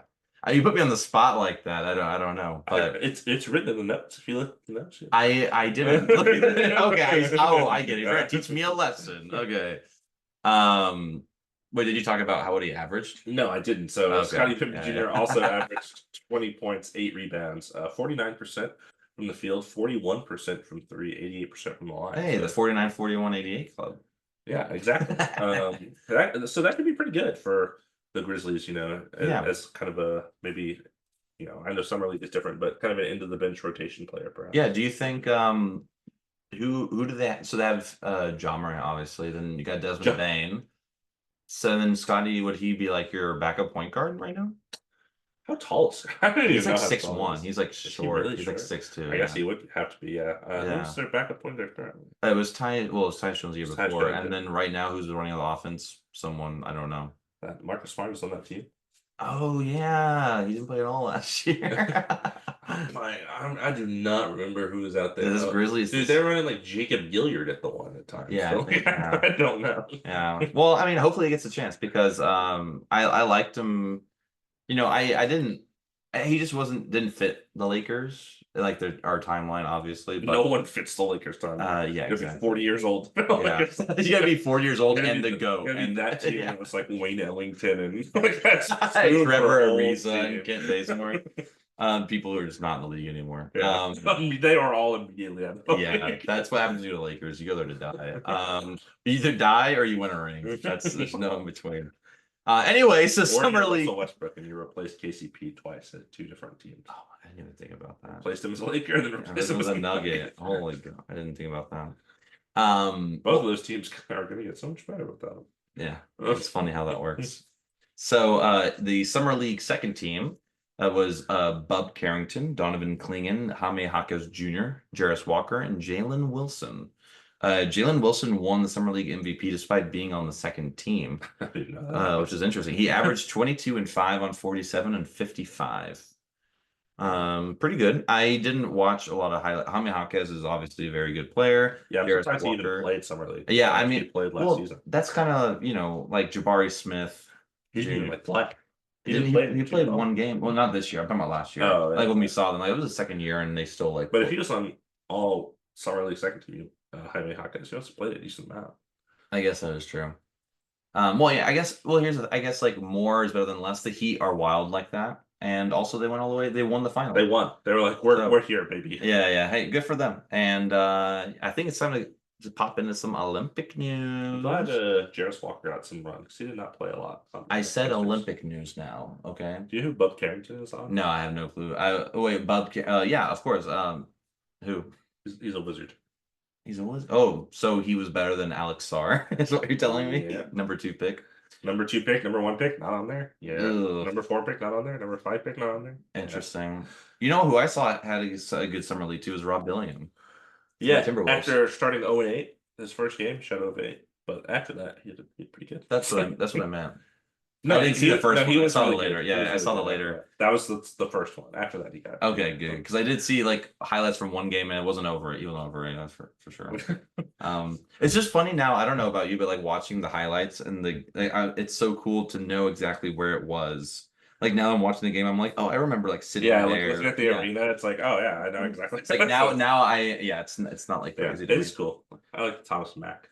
Olympic Olympic time. Olympic time. So it's you.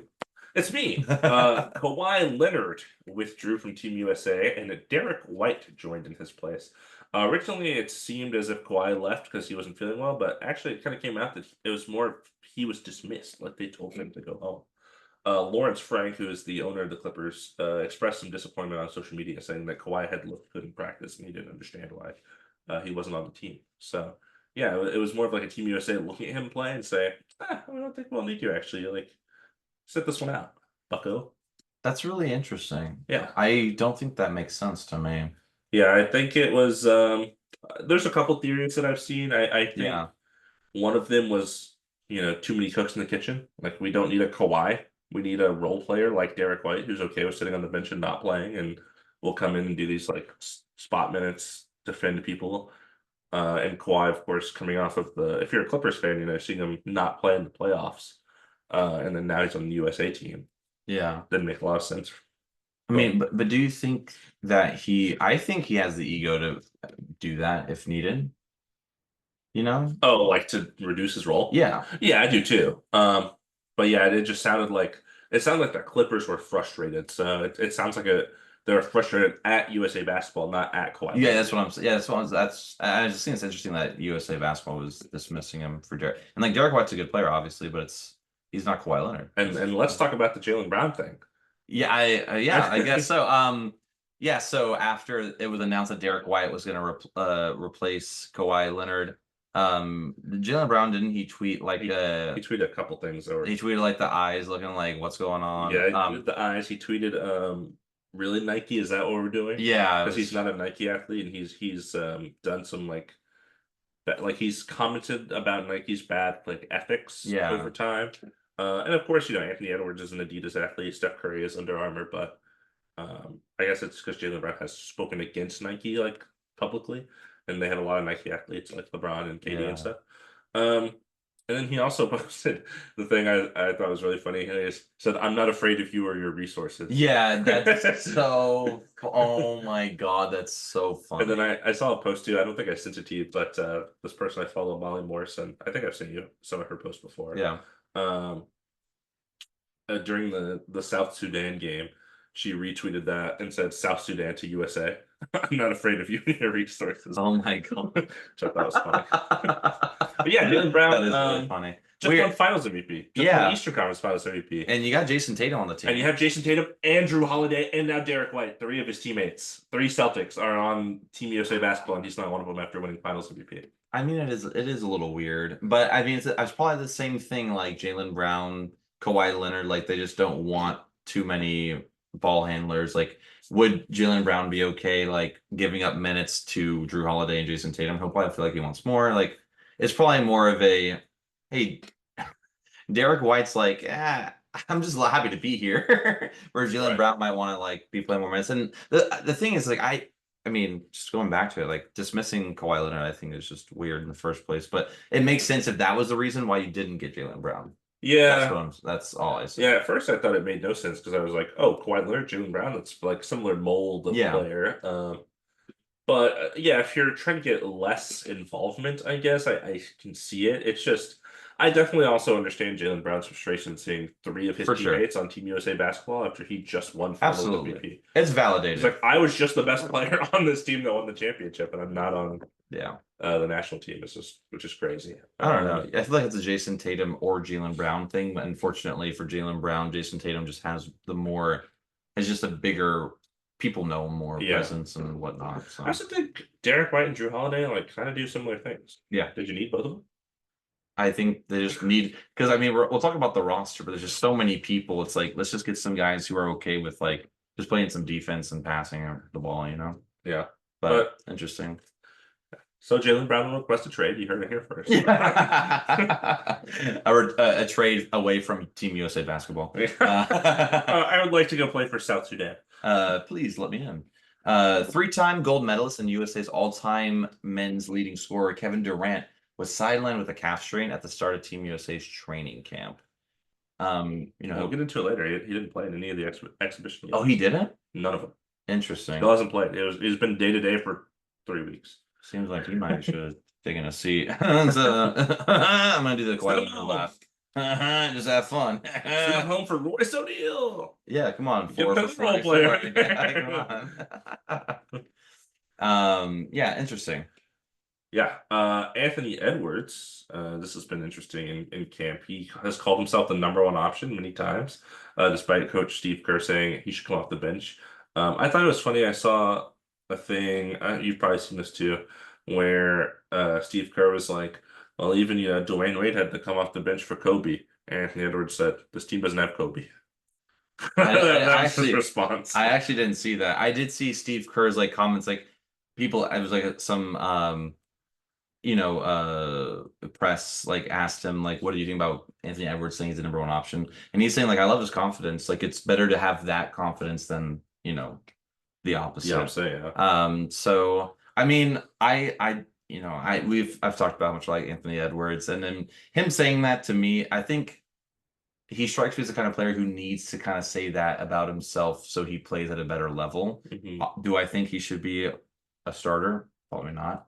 Sure. I think he should come off the bench. But the thing is, he's been looking really well in exhibitions, and he's been playing well. So he does look good for sure. Yeah. Yeah. Yeah, I mean, interesting a team with LeBron, KD, and Steph. You're like, it's me on the bench. It is. But I think it's funny to keep saying that because it's like I feel like people celebrate this personality from Anthony Edwards, but then Jaylen Brown's sitting at home because like they don't want to deal with that because they want guys that don't want the ego, right? But he's like has the ego, and that's his thing, and they're like, oh, we love the ego. Well, here's the difference. Anthony Edwards, people like him. He's cool. Yeah, I don't know. It feels like to me. Okay, let's flip the scenario. Jaylen Brown is on Team USA. Anthony Edwards is at home. Do you think he's going to be tweeting and complaining he's not on Team USA? I don't know. I don't think so. Does he tweet? I don't think he strikes me as the kind of guy who like. I'm not saying Jaylen Brown's complaining because like I would be frustrated too for sure. But like I think there's just that's a personality difference, even though that is what he's saying. I'm not a big just be in the gym. Yeah, you'd be like, I don't love when anyone's like I'm better than everyone on the court, but I also understand like I play music. Whenever I play a show, we're the best band. You know what I mean? Like I have a feeling it's kind of like that. Like I really don't think no one thinks that Anthony Edwards is better than LeBron or KD or has that kind of like he can say that. Like he can't say that yet, obviously. KD's his favorite player. Yeah, which I love, and I wish he would be playing more. But, anyways, yeah. Anthony Edwards off the bench. Worth mentioning that he signed a multi-year contract extension with Adidas that is reported to be getting 8 figures annually. So that is what 10 million at least. Yeah. Up to 99. That's crazy. That's a lot. Oh yeah, I saw a thing that said like this is gonna make him the face of Adidas. I don't know. I guess that could be true. I know because Kyrie's not there. He was. I believe no, he wasn't. Kyrie's a Nike athlete. Oh, wasn't Harden? Now he's with Antis. Harden is with Adidas. Damian Lillard is with Adidas, and Donovan Mitchell. Those are the 3 that come to mind. And Harden and Dame are older. Mitchell's kind of done his prime, so we'll see. He's just like he's like the younger superstar, and this was his breakout year, so like makes sense. I mean, all the Adidas commercials I watched during the playoffs and saw was always him. I didn't see anyone else like Donovan Mitchell or whatever. I want to bring like the role players that are signed. I would love a Larry Nance commercial. Oh my god! Well, I mean, like Austin Reeves signed with some Chinese company. It could be so funny. Oh yeah.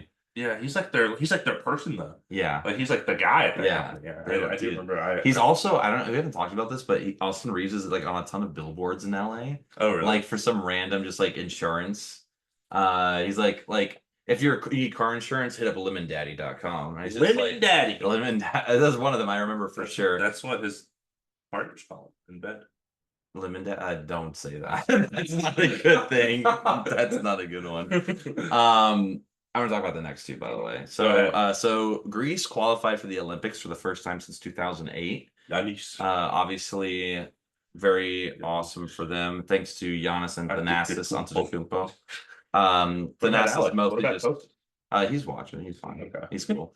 So yeah, congrats to Greece. That I know. What's up? Are there other Greek players that I know? Probably by name. Like if you saw the name, but they might not be actually Greek. Like might like me, like I'm Lithuanian, but I'm US. Right. You know what I mean? That type of thing. And in the same vein, it pains me to say that Lithuania will not qualify for the Olympics this year. They were eliminated by Puerto Rico.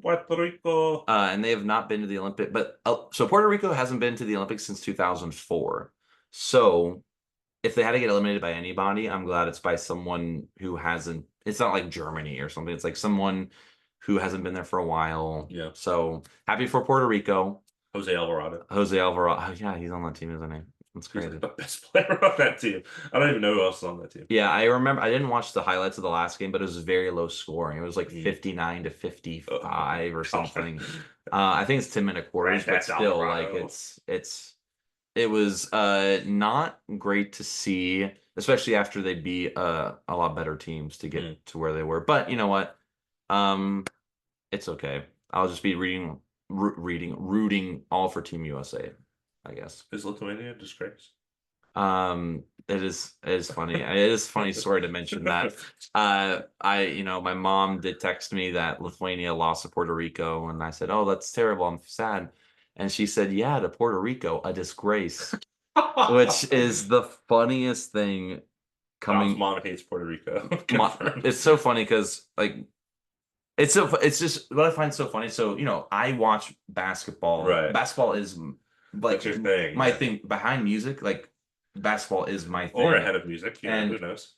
Yeah, it's behind. But I love them both very much for different reasons, obviously. So it's so funny. Like this just goes to show like how much basketball is tied into the identity of Lithuania. Yeah. Like it is even like my mom who doesn't watch basketball for years, and then it's the Olympics, she's like, all right, Lithuania, like ride or die, here we go. Like that's it. Yeah. And it's you have to like love the kind of passion that a lot of these you don't really see that here in the US is the thing. Like you're always just surprised if the US doesn't win gold, is basically the thing. Oh yeah.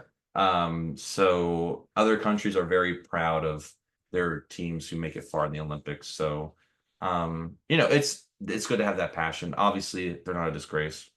But it's sad to see. I would have been in Lithuania. I know. During the Olympics. Would have been so awesome. I would have forced my dad to go with me to the bars and watch the games, and he would have been like, I don't want to be here. He's like, oh, I do. So I would have loved that for you. To be in Lithuania watching the games would have been so awesome. I'm so sad you don't get that experience anymore. Stop. It's okay. I have a Team USA sweatshirt. I'll just wear that every day, and I'm just gonna be like belligerent drunk, just like screaming the whole time. Yeah, USA. Yeah. Anyways, rooting for USA is not as cool as being in Lithuania and rooting for exactly. I mean, yeah, because you're automatically what a lifetime experience you could have. Yeah, I'll have it again. I'm sure. Yeah. I better 4 years when I better have it again.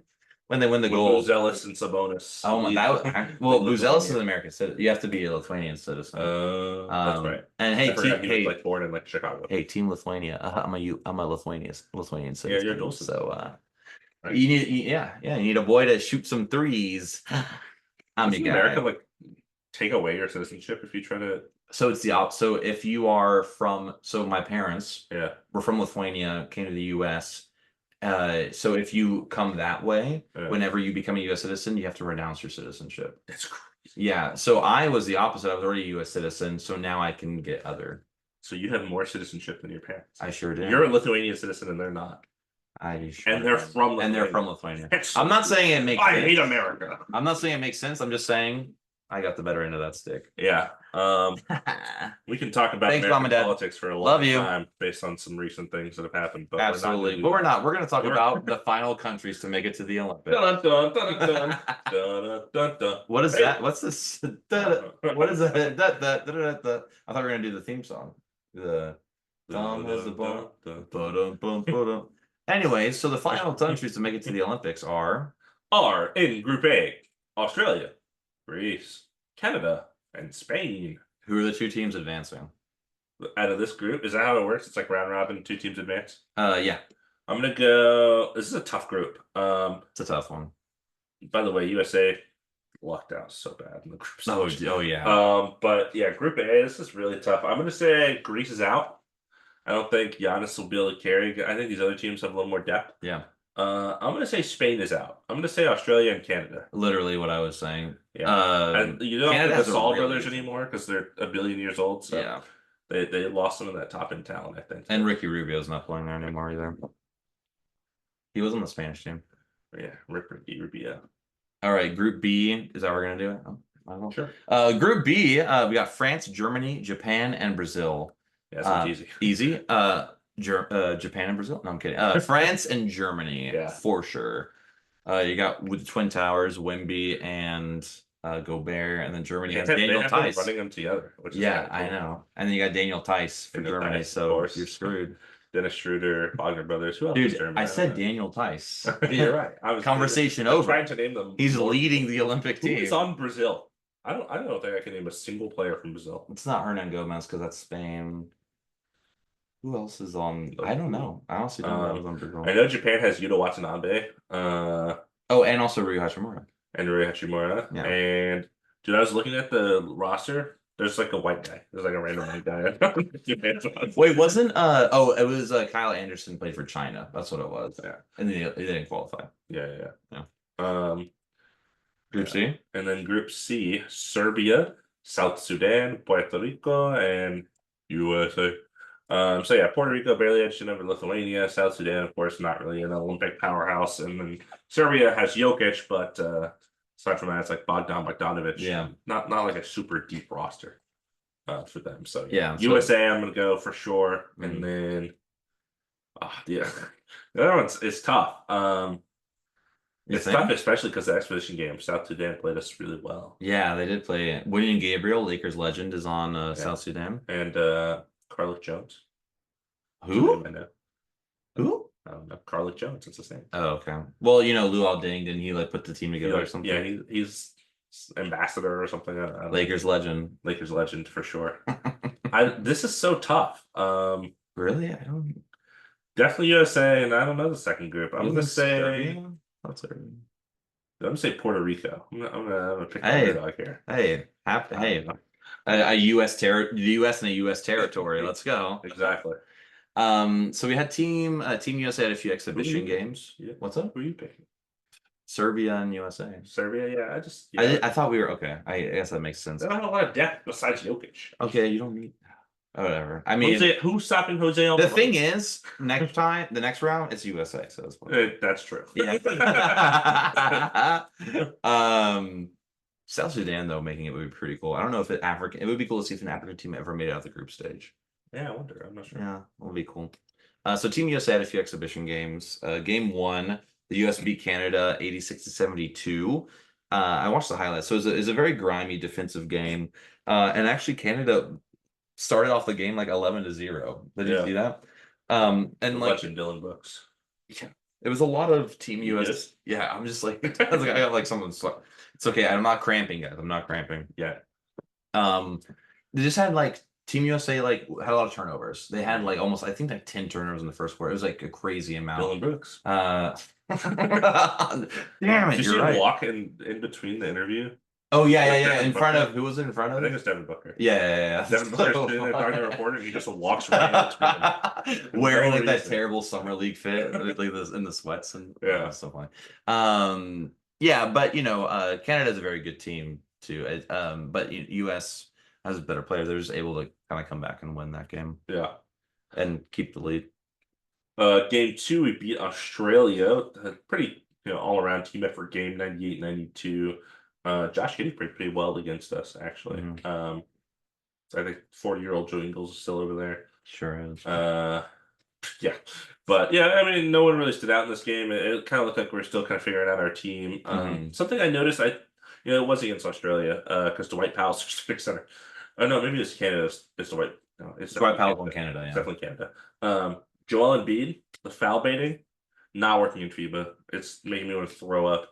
He's flopping. He's trying to foul bait, and the FIBA refs are just looking at him like, no, no, no, this isn't the NBA, my son. Mhm. Um, so that's good. He's been one of the three people that have started like every game. Steph, LeBron, and Embiid have started all 5 games, and then they've been switching. Drew Holiday started like 3 or 4 of them. Devin Booker started like 2. Anthony Edwards started like the first game, I think, or maybe the 5th game. Like it The was on last one of the one. ends. Yeah.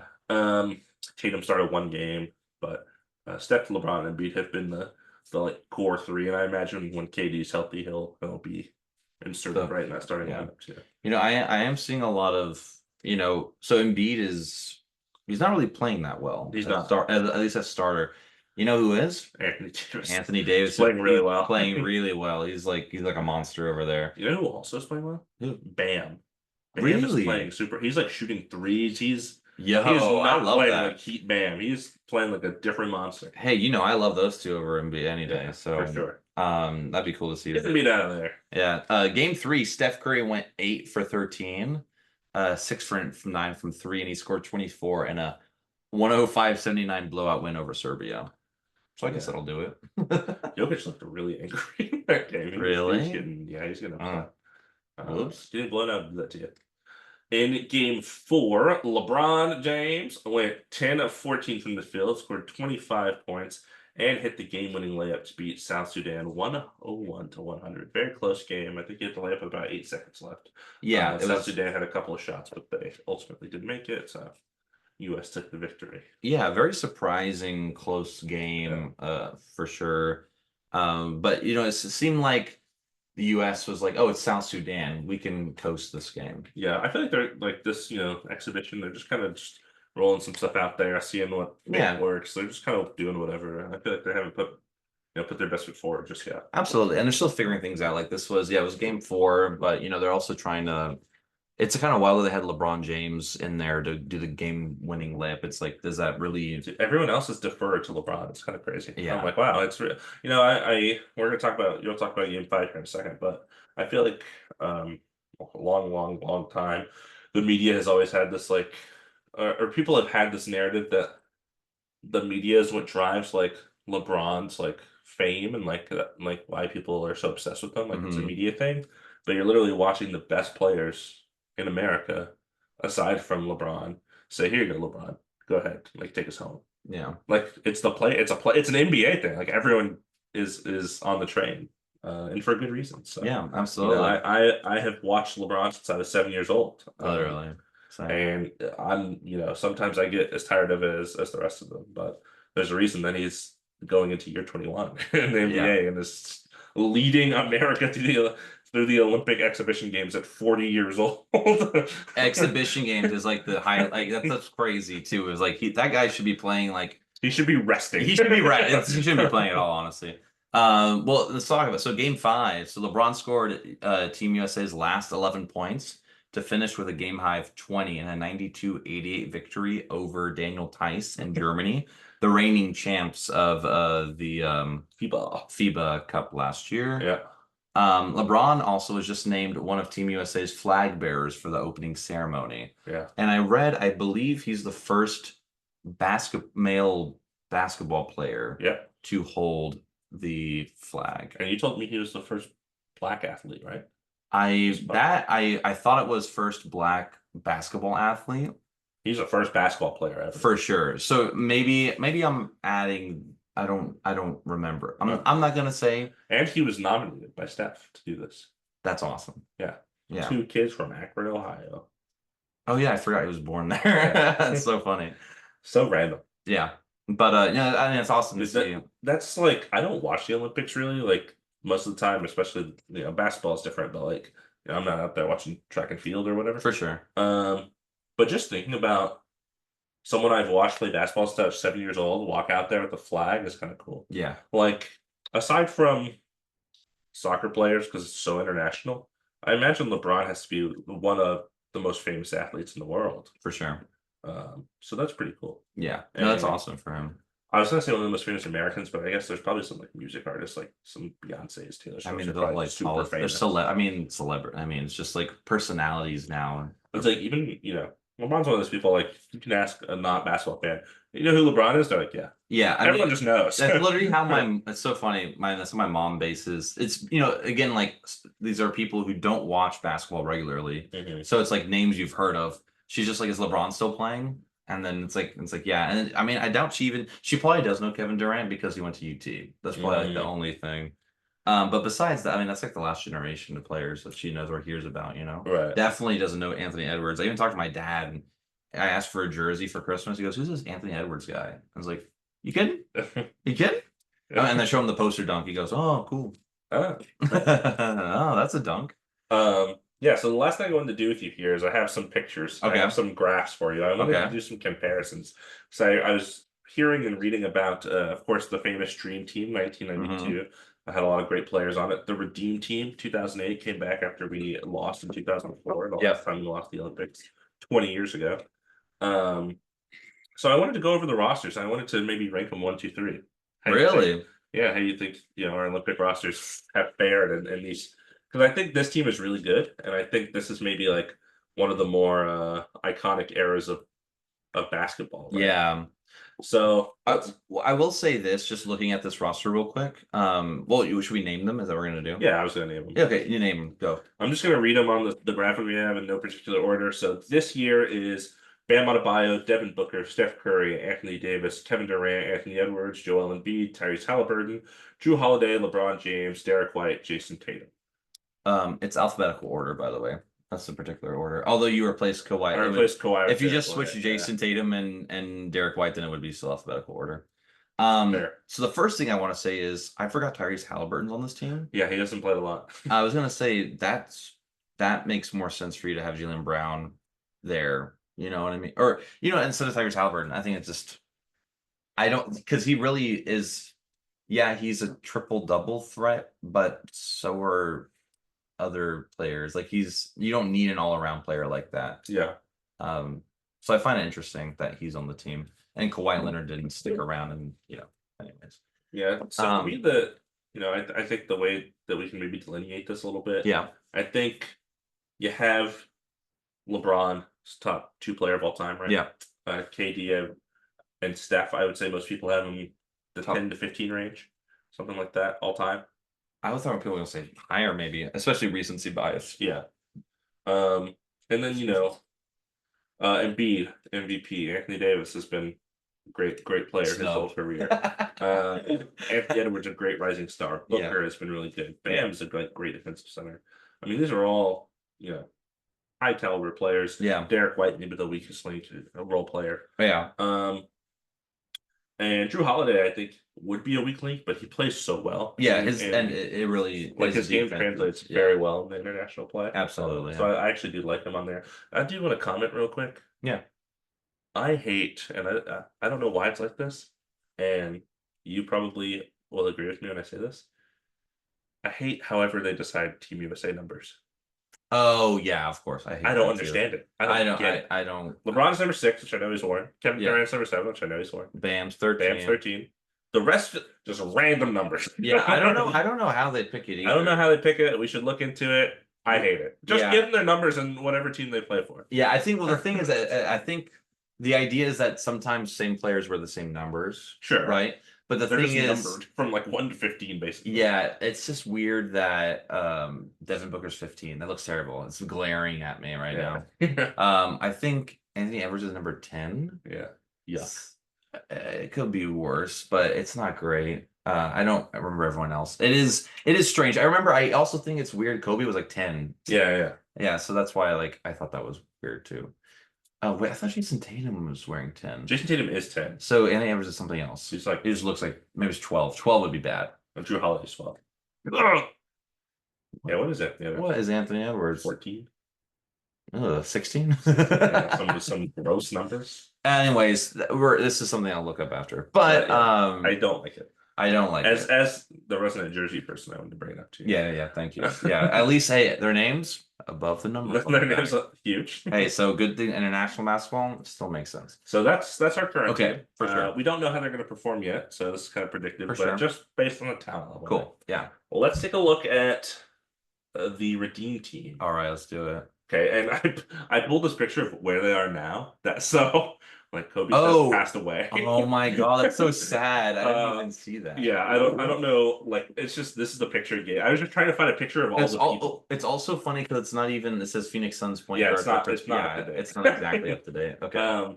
So yeah, the Redeem Team 2008: Kobe Bryant, LeBron James, Dwayne Wade, Carmelo Anthony, Dwight Howard, Chris Bosh, Chris Paul, Darren Williams, Tayshaun Prince, Carlos Boozer, Michael Redd, Jason Kidd. Says Carlos Boozer, college graduate. That's the best one.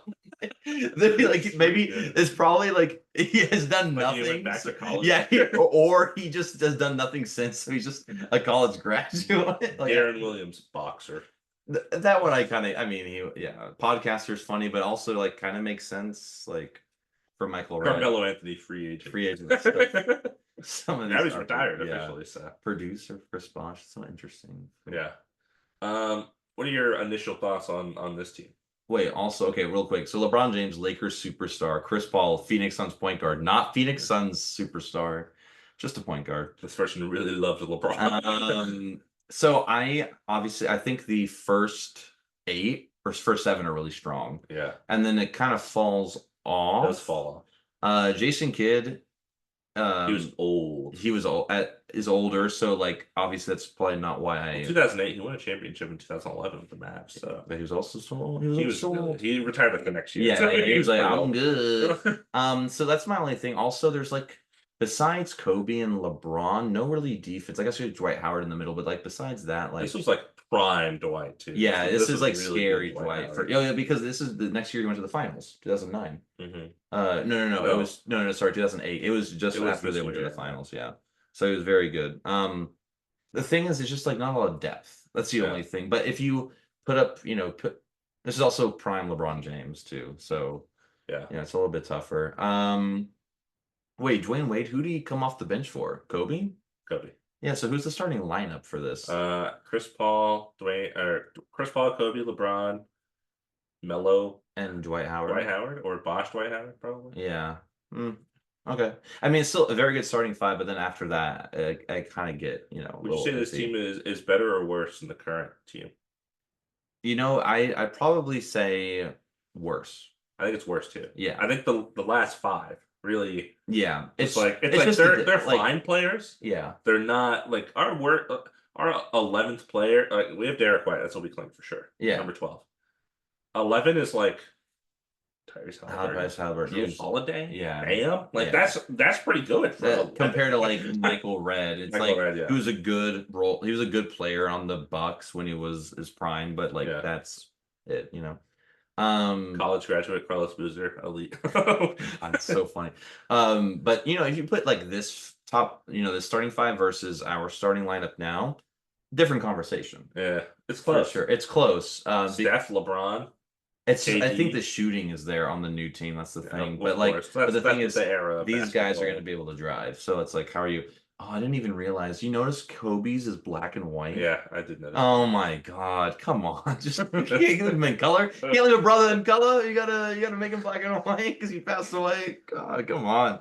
You need that reminder. That's so funny. Why did you pick this one? God. I saw it and I was like, oh great, all 12 pictures. That's all I needed. That's so funny. All right. Yeah, but I still think our current team is better for sure. Yeah. So so Redeem team is below current team. Now we have to figure out where the dream team is. Let's see. Do you want to? I read both. Yeah. I was about to say I can do this one.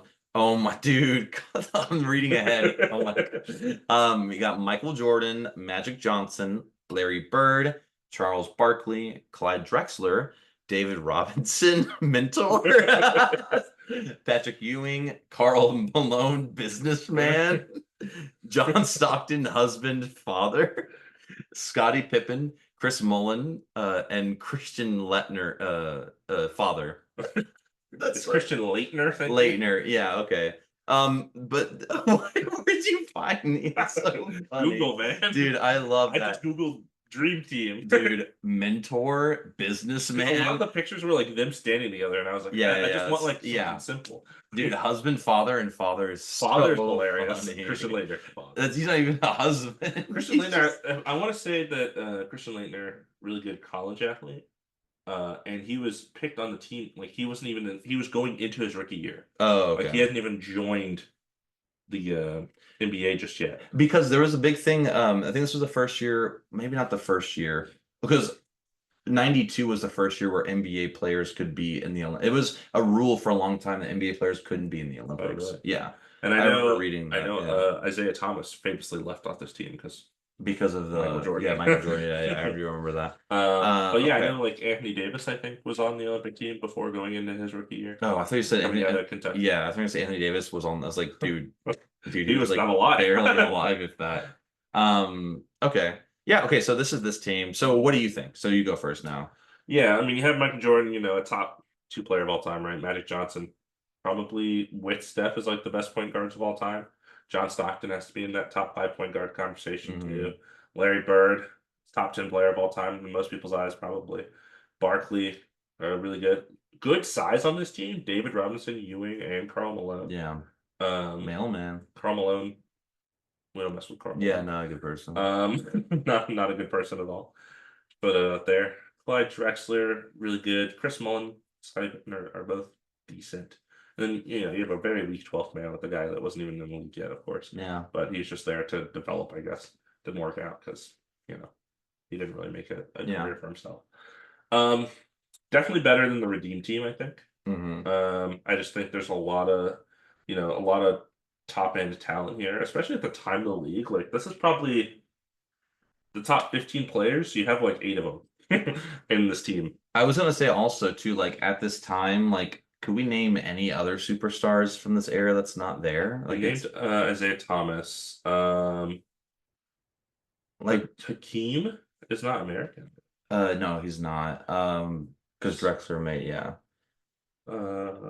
It's like it's Shaq was like a rookie. Yeah, it was too young to really be like I'm just saying, like the thing is for this year, our team, we can name at least 5 other people that could probably be on that but team. the NBA is also so talented now. That's hey, bro. I think that's what we're talking about right now, right? I think that's the whole thing of this. But do you think the Dream Team is better than the? I had a name come to mind and I lost it. Sorry, Reggie Miller. That's the name that came to mind. I think he was on the year before. He was on the team before, because I have a poster of it in my house. Reggie Miller played until like 2000 something, right? Yeah, he did. I remember watching him play basketball like live on TV. Yeah. Yeah, I mean, there's. I'm not super well versed in my 90s ball, but there's probably like 1 or 2 guys I'm sure that we're not on here. Think of it positionally. You have Magic Stockton at the 1. That's huge. You got Michael Clyde at the 2, Larry Bird, Scottie Pippen at the 3, and Chris Mullen, Charles Barkley, Karl Malone at the 4, David Robinson, Patrick Ewing at the 5. That's a disgusting team. That's pretty good. I would say. Oh, man, this is tough. This team, I would say because of the age of our current team, this team was probably better. I think these players were probably closer to their prime. Whereas, like, we have 40-year-old LeBron. And that's true. 35-year-old, 37-year-old, whatever, Kevin Durant, 38-year-old Steph, like, they're all older. Like, if you take our same team right now and do it 4 years ago, it's probably a little different of this conversation. But like this is like the first time Steph's ever played in the Olympics. And yeah, we just haven't had a lot of our guys play in their prime, but 92 feels like kind of the prime era for a lot of these guys. Because Jordan and Jordan was drafted in like 84. Yeah, this was like 85. Magic is on the tail end of his prime. So is Larry Bird. They're kind of older on this team. Yeah. Barkley, Drexler, Robinson are all like right in the middle of their prime too. So yeah, I'd say probably the dream team, honestly. Yeah, it was so funny is I kept thinking this was the year 96. I was so yeah, Dream Team is 1992, and 92. then I have a poster of the 96 team. Oh, That's okay. Reggie Miller was on the 96 team. That's what I Gotcha. was thought. Yeah. I would probably agree with you. The only thing that I see that again the advantage of is just our shooting. Yeah, but And that's like that's an just era of basketball. exactly, but it's also like what's gonna win you games. It's we'll never know. This is the thing, right? Yeah. But yeah, if you look at the individual talent, like I think, Michael Jordan, Magic Johnson, Larry Bird are gonna be up there higher than Tyrese Halliburton ever will, or Right. even Anthony Davis, as much as I love him. Like it's just probably not gonna happen. But hey, prove me wrong. That's a challenge to Anthony If you Davis go and blow directly. everybody out, I mean, Yeah, then it becomes probably a different conversation. yeah. But yeah, I would What's the nickname for this team? the I saw one that fit, but I also thought it was stupid. what is that? The Avengers, Stupid. because they lost last year at I hate FIBA. that. I hate that. The Redeem Team 2.0. No, it's The terrible. old team. Uh, America's team. Oh, America. Literally just America's. Like they are. That's just a Yeah, fact. that's what It's they not are, even like right. yeah. I don't know. Avengers is bad. That's for sure. Avengers. But yeah, that is it. So we'll see, how they do in the Olympics. That starts, I think, Friday or something like that, right? I think so. Yeah, because I remember group stages started when I was in Lithuania, and I'm gonna be there Saturday. Yeah. Starting Saturday. So that's huge. We'll see how America, as well as these other teams, do. We'll talk about it when you come back from Lithuania. We hope you have a great time in Lithuania. Thank you. Spending time with family and all of that. Yeah. Like we mentioned earlier, we pre-recorded an episode for our favorite moments of the season. I'm excited to finally drop that episode 3.5 weeks after Yeah, I I've been sitting on that one for a bit.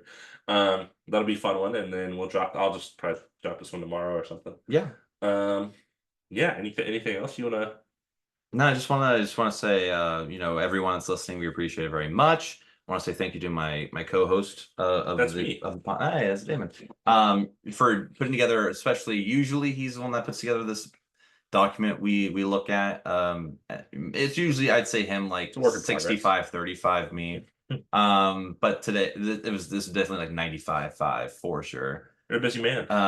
Yeah, I was doing a lot of traveling, I guess, but I appreciate it, and I can't wait to see how the Olympics goes, and whatever free agency stuff that happens too. I'm That's so what tired we'll of free cover. agency. I'm so tired of talking about I it. just want the final things to happen. You know what I mean? Like I'm tired of waiting. Like let's just like I get just wanna start Levine and predicting Vucevic out of next there. season. Yeah, I know. I just want to know what the teams are going to look like. Yeah.